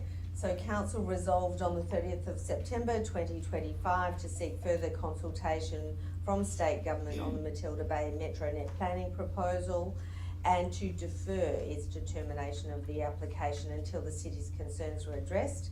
The City then wrote to the Premier on the 15th of October 2025 seeking engagement. The West Australian Planning Commission determined to approve the development application on the 11th of December, subject to a number of conditions, and which includes actually consulting with the City. However, based on your request, and we have just mentioned discussion with elected members on how we might support your request a little bit further, and if we could take that on notice, we will have that conversation. Fantastic. Thank you very much indeed. Thank you, Anna. Great to see you as always. I would now like to invite Alan Hashimi to please step forward. Alan, could you please state your name and your suburb and proceed with your question. Good evening, everyone. Elham Hashemi, and I'm living in East Perth.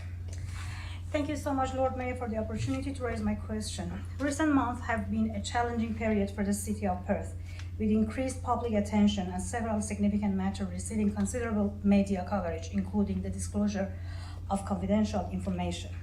In this context, and with reference to the principles and obligations set out in Division 4, Clause 21 of the City of Perth Code of Conduct and the Local Government Administration Regulation 1996, we, the City of Perth ratepayer, seek your advice on how compliance with these standards is being ensured, especially in light of recent media reports that appears to contain confidential information relating to the City of Perth.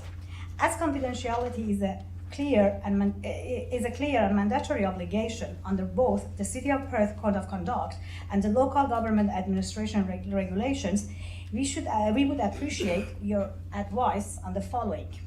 1. Whether the City of Perth is aware of any possible breach of confidentiality. If so, what process exists to identify the source of such a leak, given that the confidential information should have only be accessible to the limited number of individuals? 2. What accountability measures apply under the Code of Conduct or relevant legislation if a councillor, employee, or associated party is found to have improperly disclosed confidential information? 3. What action will City of Perth take to prevent similar breaches in future, and whether there are any plans to improve its confidentiality and accountability measures? If so, what specific actions are being considered? We appreciate your attention to these concerns and look forward to your response. Thank you. All right, thank you very much, Alan. Was that a question for the administration or for me? It probably is administration by the looks of the detail. I'm certainly happy to weigh in, but I'll pass that through to the CEO. I think the administration has prepared a response. Thank you, Lord Mayor. You are correct that we have all been very concerned with regards to confidential information that has found its way into the public domain. And yes, our most recent advice is that there was an amended version, there is a redacted version, and now we understand there might also be a full report. So in truth, we're not really certain exactly what is in the public domain. I can tell you that our understanding from discussions with a journalist who had a redacted version was that it was not provided by a City of Perth staff member. So this is the second. So excuse me, the information was from the council, like how can't it come? Because it's a confidential information. It should be kind of accessible just to the limited number of individuals. It's not like, so what do you, I cannot get what you mean that it wasn't like from the City of Perth, sorry.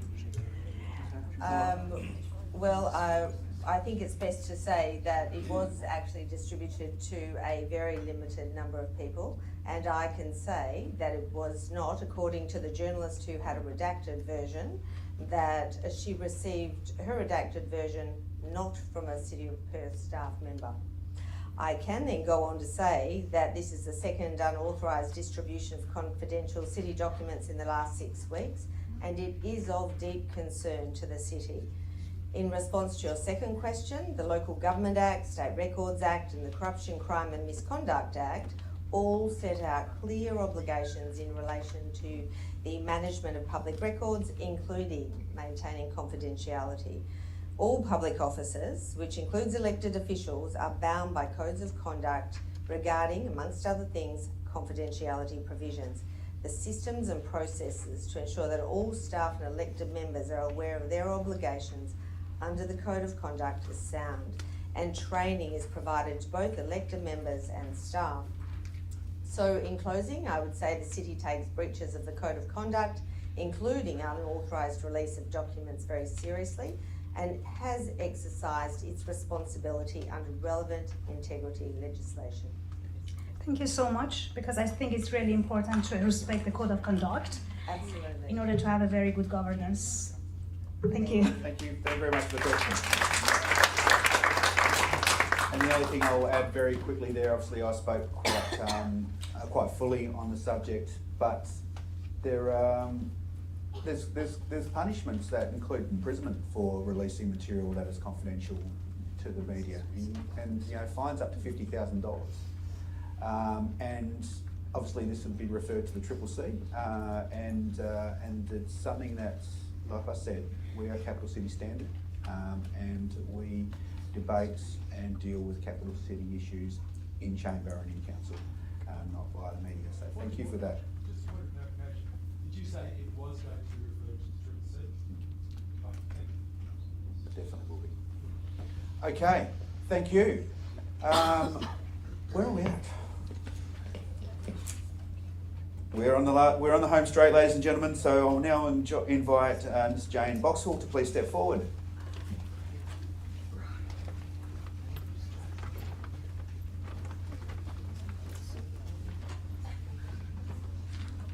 Lucky last, folks. Jane Boxall, 25 Hardy Road, Nedlands. And while there have been some really great overarching questions tonight, the city's still about roads and rubbish. And my question tonight is, residents appreciate that the public are fully entitled to park on residential roads around QE2, and in fact there's a very friendly interaction between residents and staff coming and going on shifts 24 hours a day, as you would recognise. However, there's regular violation of parking signs around local streets. The common practice of parking outside parking signs has become really dangerous, and this is particularly after hours when, it's all pretty quiet. At T-junctions and crossroads, the illegally parked cars mean that a person has to take a chance, cross their fingers, and just pull across an intersection hoping that there's nothing coming the other way. It's a very busy precinct in the late evening, right up to the shift starting, after 9 o'clock, and in the early morning. Can we have parking inspectors in Canimbla, Hardy and Monash precinct outside of 9 to 5 hours? Thank you for the question. Someone who parks at Canimbla quite a lot. I know exactly what you're talking about through the CEO. Thank you very much for the question. I have before me some of the hours that are covered over weeknights and Saturdays and on Sundays, and I've decided not to say, because then you'll know exactly when we're around. But I would like to say that we really appreciate the feedback from community, and if there are particular hotspots which are of concern, so we will now look at some targeted after-hours inspections in Canimbla, Hardy and the Monash precinct to see if we can rectify any non-compliance which you have identified, and particularly the safety concerns. So thank you. Okay, thank you very much. Thank you, Jane. Good to see you. All right, and to finish up, we're moving back to motions. We do have 2 motions, so questions are certainly completed. I would like to invite Mr. Mark Hales, if he's in the room, to please step forward. Hello, Mark. Good to see another new face. You could just, please fire away with your motion. Good evening, everyone. I'll read my motion and then I'll comment further on it. But I'm an elector of the City of Perth. I live on Royal Street in East Perth. No conflicts of interest. So my motion is that the City of Perth supports the formal naming and signposting of the public open space park, small park, located north of Wellington Street, between 193 Royal Street and 94 William Street, East Perth. Undertakes a park reserve naming process for the park in accordance with Landgate's policies and standards for the geographical naming of Western Australia, including consultation with Whadjuk Noongar traditional owners and relevant local stakeholders, residents, and consideration of dual naming where appropriate. Following consultation, endorses a preferred name and at least one alternative, and advocates to Landgate for the city's proposal to be progressed, including submission of a park reserve name application and supporting documentation plan for consideration and recommendation by the Geographic Names Committee. Reports the outcome of the process, including consultation undertaken and the status of the submission to Council within 6 months, and upon approval, update city mapping, wayfinding, importantly, information, install signage reflecting the official name. So I'll put that motion up and then I'll make some comments about. All right, naming parks, sounds like fun. Can I please have someone to second that? All the way at the back, is that Jason? Yep. Thank you, Jason. Please. I live right next to the park, and so it's a small park, but a beautiful park, actually very widely used during the day, used by a lot of folk from government offices, from the Education Department, Health Department, TAFE and the cafes in that area. It's used by a number of community groups. There is a mothers group there regularly during the week with children in the park. The Brazilian community uses the park quite a bit as well. It's a major thoroughfare from the Claysbrook station area through to Wellington Square. And it has, ironically, hidden in the trees a very historical pole, which we were talking about recently. We may think is related to the original tram route of Perth in that area. It's quite an amazing pole that sits within the trees there. Part of the reasoning behind putting this proposal forward, though, is that on a regular basis, there has been, although not as much, I'm very happy to report this year, but when we're ringing emergency services for assistance, both police and in a number of instances the ambulance, it's been becomes incredibly difficult to identify the park, where it is, and enable services to find the location. On 2 occasions when an ambulance was called to assist someone in the park, the ambulance couldn't find the park. At one point I went out and ran down the street to grab the ambulance to bring them back to the park. And even just recently this year I had to go and find the police to bring them back to show them the park that I had spent quite a bit of time on the phone to explain its location, where it was, always trying to describe opposite Fielder Street, opposite ABC, between Wellington Square, Royal Street. But amidst all that, we still often don't get it right. It's often a matter of urgency in getting people directed to the park. It is a beautiful park, beautifully looked after by the city, I must say. It's small, but it is significant. And so I'd like to commend the motion for naming of the park to assist us, particularly in those sort of emergency situations. All righty, fantastic. Jason, as the seconder, would you like to speak to that motion? Yeah, here. Yeah, just want to quickly add, we have had a safety issue obviously through East Perth, and when we need to report incidents, it's really crucial to do that quickly and be able to identify where exactly the incident's happening. And in this case, it is a park without a name. And as Marcus described, sometimes it's actually really hard for emergency services to identify exactly where things are happening. So support this idea fully, and further to that, I mean, I don't want to speak on behalf of the East Perth Community Group, but if there's any way we can help facilitate the naming process, I think it'll be a fun community exercise. Thank you. No problem. If it was 12 months ago, it probably would have been called Zempless Park, but definitely won't be called Reynolds Park, unless it's for the CEO. Anyone else would like to speak for or against that motion? No. Okay. Let's close, or just put it to the vote? Put it to the vote. Fantastic. Let's put that to the vote. Those in favour? Those against? All right, that's well done. Thank you. Good on yourselves. Okay. I would now like to invite Jasmine Lacey, speaking on behalf of Lucy Ellen Burns, to please step forward if Jasmine's in the room. And you have 2 motions. Fantastic. And just a reminder, guys, there's no recording in the room, but I think you're just reading.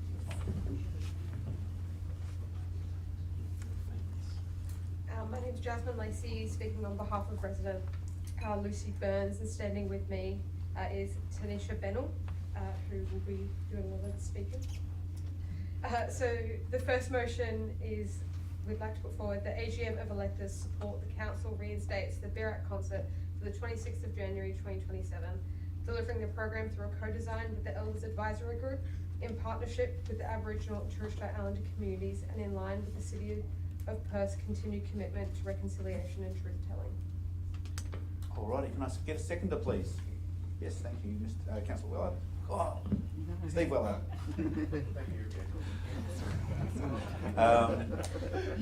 Eve, would you like to speak further to the motion? Yes, so just speaking in support of Jazz and Lucy, who are residents of Perth, but also the wider Perth community. Berak Concert is a dedicated space not only for Aboriginal and Torres Strait Islander people, but also non-Indigenous community members. On January 26, Berak Concert has been a staple to community, both those who live and work in Boorloo, Perth, but also regional Aboriginal and Torres Strait Islander communities who come to Boorloo to study, live and receive treatments. These regional communities already struggle with being away from country and access to family cultural practices. Berak Concert was an opportunity for them to have that ongoing connection to community and cultural safety for their overall well-being. Following on from the events of yesterday, I see an even more dire need for spaces like this when violence in our community is given an opportunity to harm our neighbours. We have a duty of care, and these situations of aggression and violence would not have happened or would have been mitigated, handled in a better way if there was a dedicated event and space for Aboriginal and Torres Strait Islander communities and allies such as the Berak Concert. City of Perth also has an agreement called the Yakadanju Nullabidi, where they commit to ensuring the city is a culturally safe space in a spiritual, social and physical sense. This commitment was not met yesterday and could have been met had Berak gone ahead as it has for many years. Many attendees at the protest yesterday expressed sadness at not having a place to end the rally that sent a joy, reconnection and community after the protest where a lot of pain and mourning is shared. Berak Concert is a place to experience community, culture and connection.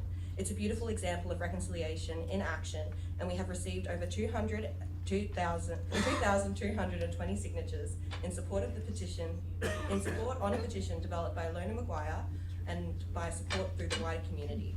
Within City of Perth's Cultural Development Plan 2019 to 2029, in this plan under item 54 reference 411, the City has committed to ensuring that Australia Day long weekend events are inclusive and acknowledge cultural diversity and multiple histories. With the cancellation of Berak Concert, they have failed this commitment. Integrating Aboriginal and Torres Strait Islander histories into wider events is not truth-telling and is not an acceptable replacement for Berak Concert. We as a community are asking residents to support the reinstatement of Berak Concert so that what has happened in our city on the 26th of January 2026 will not happen again. Okay, thank you. Mr. Willard, would you like to speak? Yes, please. Yeah, please speak forward.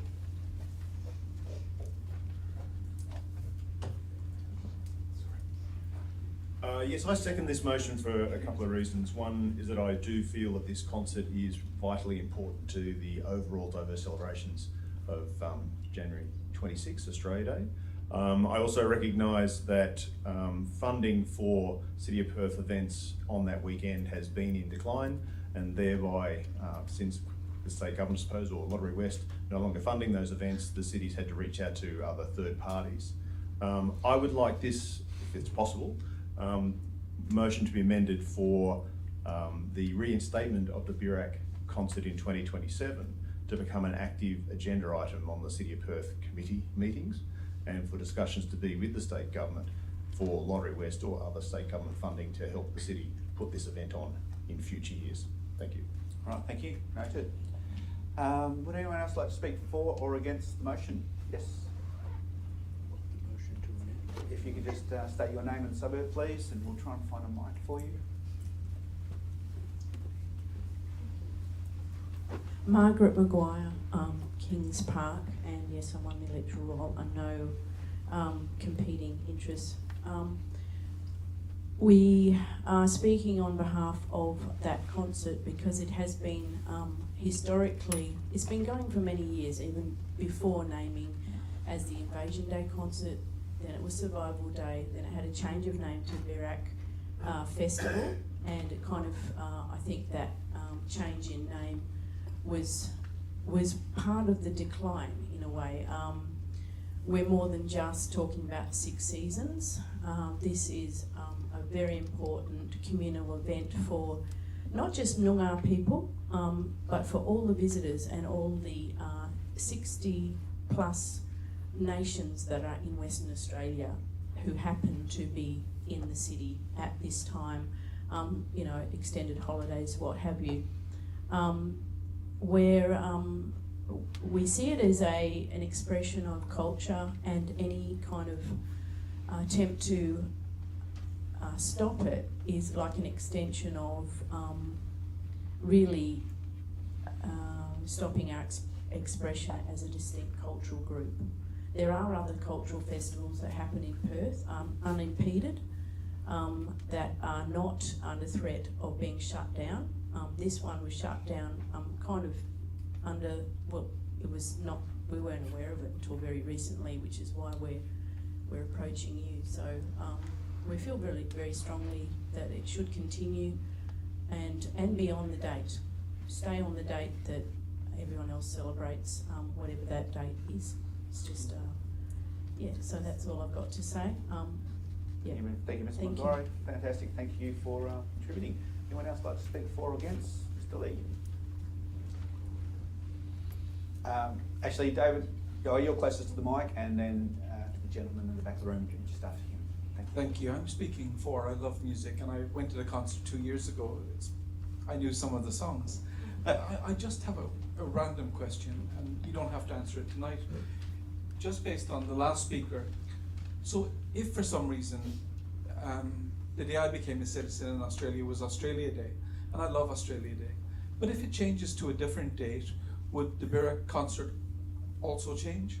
Or would that stay on the same date that you're asking now? And I wouldn't mind either way, but just to get some clarification, do you want it on this particular date or following Australia Day? I think that's what you were suggesting. If it changed to another date in the future, which would you prefer? Thank you so much. I think when we're talking about sort of the Aboriginal perspective on Australia Day, it has been celebrated as a day of mourning since 1938.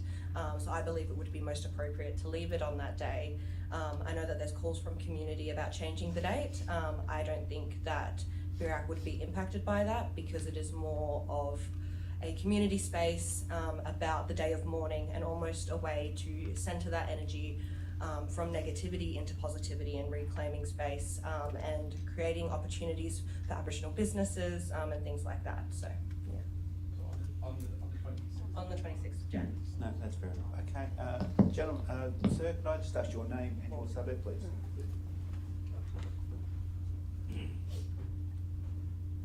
Ngan kwel jidnya nyonga wajak yuman mam di ngala ka buja ala ka buri ya ni ti ira ni ti ngala ka double jirigen kura ngala ka mamning bala pinjini ni che mal goga ni ti guru kaga we nar wulam manda yagen ala ka ngol mor kura ni ti ngala ka mor jamur Yera mam, balap berdia, balap. What bring you out of the yak? So, ladies and gentlemen, I'll speak in my language first. We are the Noongar Bibman people. We come from no other place. We come from this land. We are the river people. We are the hill people, and the mountains out here. We're also the island people. A couple of islands out there. We call it Wajamup, Murlamaya, Miranda. People talk today about a place, we call that Goodrell. You call it Matilda Bay. We've named everything. We have a concert, like my wife just mentioned. Sorry, I live at Gargada. Yeah, no problem. Okay? Anybody been to Gargada? You don't know where that is?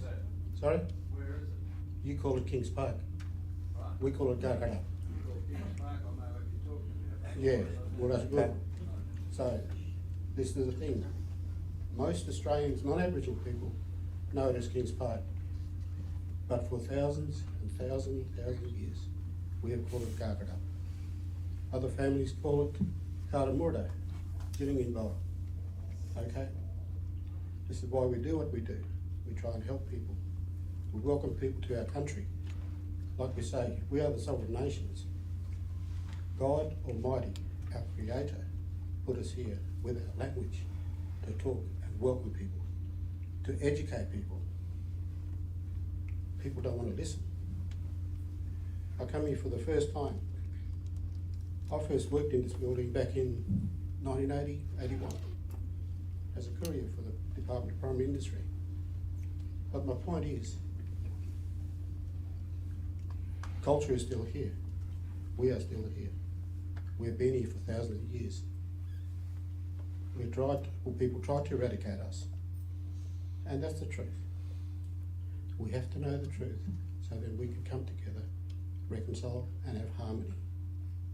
We also allow to teach you how to look after this country, look after this river, look after these hills and all our native animals, and how to care for them. So come and work with us, sit down, listen to us, let's talk together. We're not all different races, we're the one human race. The differences is we are cultural differences and language differences.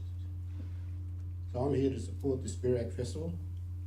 I'm also here to call it, well, we call it survival. And why is because we survived. It got too dangerous. I know some of you don't like to listen because you have a hard understanding about the truth. We used to come to this festival, we used to support the fireworks, but it got too dangerous for us Aboriginal people. My families were sometimes attacked, sworn out, cursed by non-Aboriginal people coming in to the festivals, after our Birak festivals or the firework festivals. So we used to get out early, take our families away. It's too dangerous. Even this one, I would like to have gone to one the other day, yesterday, but we didn't. We stayed at home, at Gargara on the hill. But I'd like to see this council support those things, because I think if it's good for all of us, it's a good thing. We should all support everything that's been motioned this evening and so on. We need to come together and know who's who in this community. And so, thank you for listening to me. Malaka Jirigan, Nonaka Brodawunpo, Nalaka Wangi, Nonaka Wam Yakindika, Tianga, Wajbala, Guardia, Balanda. So, put your back, Nagba, Balabajara, Nulaka. So, take care, ladies and gentlemen. Learn our language so we can talk together. I'm tired of talking in English. Good on you all. Thank you all.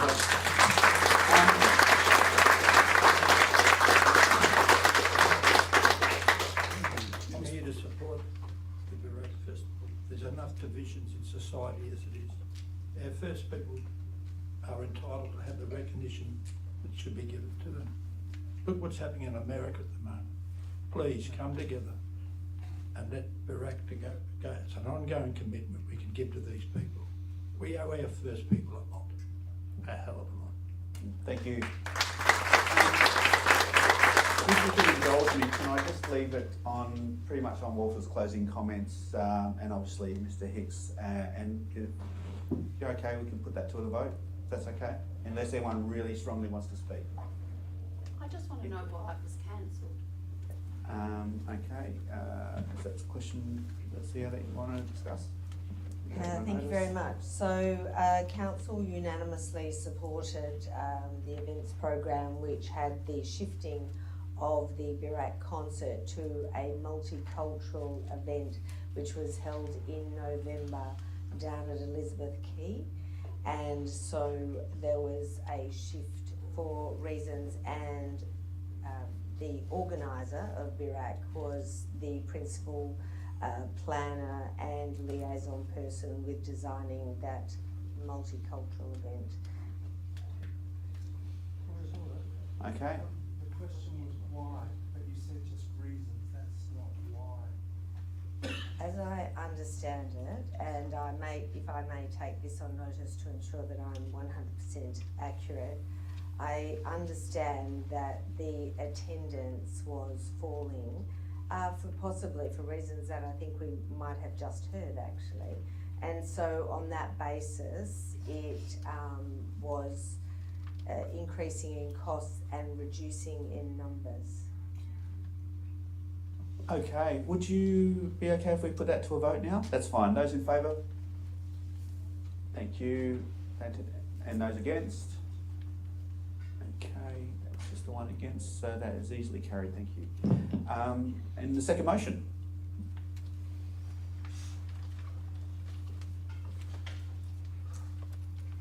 The second motion is the AGM of Electors support the re-establishment of the City of Perth's Reconciliation Action Plan and the establishment of a RAP working group. The Reconciliation Action Plan will ensure accountability for the city and ensure the city is able to reach commitments listed in the Cultural Development Plan 2019 to 2029. The working group will also support the Aboriginal Elders Advocacy Group and ensure sustainable facilitation of the Berat concert and other cultural initiatives taken by the city. Okay, thank you. Could I have a seconder, please? Mr. Higgs, thank you. Would you like to speak to the motion at all, Mr. Higgs? No, that's fine. Would you like to speak any further to the motion? Aboriginal and Torres Strait Islander peoples who live, work and love in Perth CBD deserve to have spaces that celebrate and centre their stories, histories, which are delivered by the City of Perth. To support this, we are also in support of the City of Perth re-establishing their Reconciliation Action Plan, which has lapsed, as well as establishing a RAP working group made up of both internal city staff but also external stakeholders and community representatives. This group ensures accountability from the City of Perth, support to the City and the Elders Advisory Group, and also the delivery of initiatives like Berat concerts and the City's ongoing commitment to reconciliation. Okay, thank you. Would anyone like to speak for or against that motion? Yes, Chantel, if you could please state your name and your suburb, please. Chantel Stone, West Perth. Reconciliation action plans don't just cover events. These also cover Indigenous employment targets and supporting Indigenous procurement. So it's helping self-determination through making sure that there are opportunities within the city for these initiatives to actually go through. It's disappointing to see that the City of Perth's Reconciliation Action Plan has actually lapsed over the last couple of years, especially when you have so much support from the Indigenous community. We know that there's going to be the State Cultural Centre built here, which is a sharing of culture, not just from Wodjuk, but from all nations. So I 100% support this motion and strongly encourage everyone to think about what efforts that this city could be taking to support Indigenous people through their employment targets, through Indigenous procurements, and going one step further in making sure those Indigenous procurement targets are met and published in your financial reports each month for accountability and transparency. Thank you. Okay, thank you very much.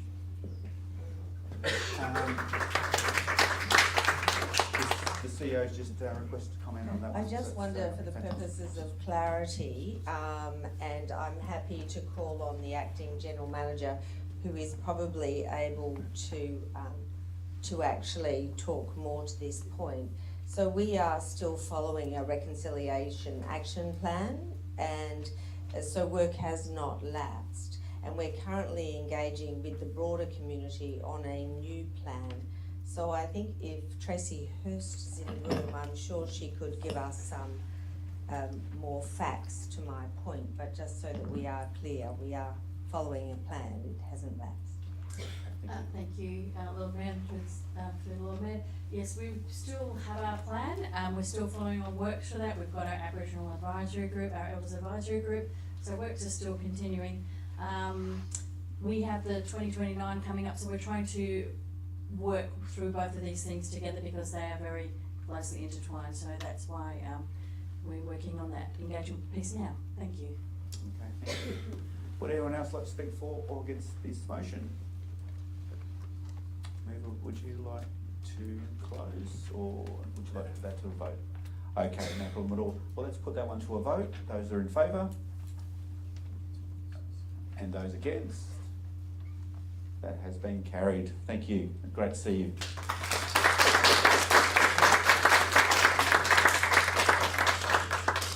Guess what, ladies and gentlemen? A couple of things I'd just like to quickly add before we do close. I have had, in the moment since I opened the meeting, a chance to get my head around the councillors who are in the room. So it would be remiss of me not to introduce them. So I'll start from right to left, my right to left. So Councillor Marr, Councillor Patton, Councillor Gobbett, Councillor Doshi, Deputy Lord Mayor Councillor Gossards, Councillor Dr Coe, and Councillor Lisa.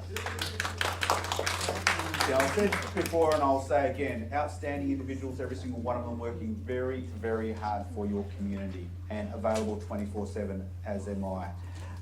As we finish this evening, we will, not 24/7, call me, that's fine. I won't call out names of who doesn't want to call after 8. But look, ladies and gentlemen, there will be tea and coffee served and available following this meeting, so please feel free to engage with one another and our councillors. I've got a little bit to do tonight before I leave as well, so if anyone wants to come and have a look at your office, which is my office right next door, some people might be interested in viewing the Lord Mayor's office and what happens there. I noticed my son popped into the proceedings today. I don't think he's seeing where his dad works, so mate, you're welcome to come and have a look, of course. But everyone's welcome. Fortunately, there's no beer and wine in the Lord Mayor's office, but we do have Coke Zero and soda water. So thanks very much, ladies and gentlemen.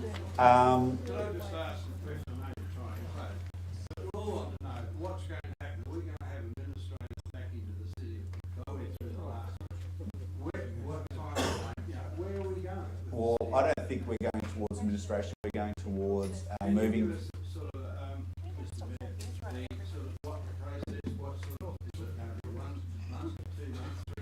Yeah, Mr. Walter.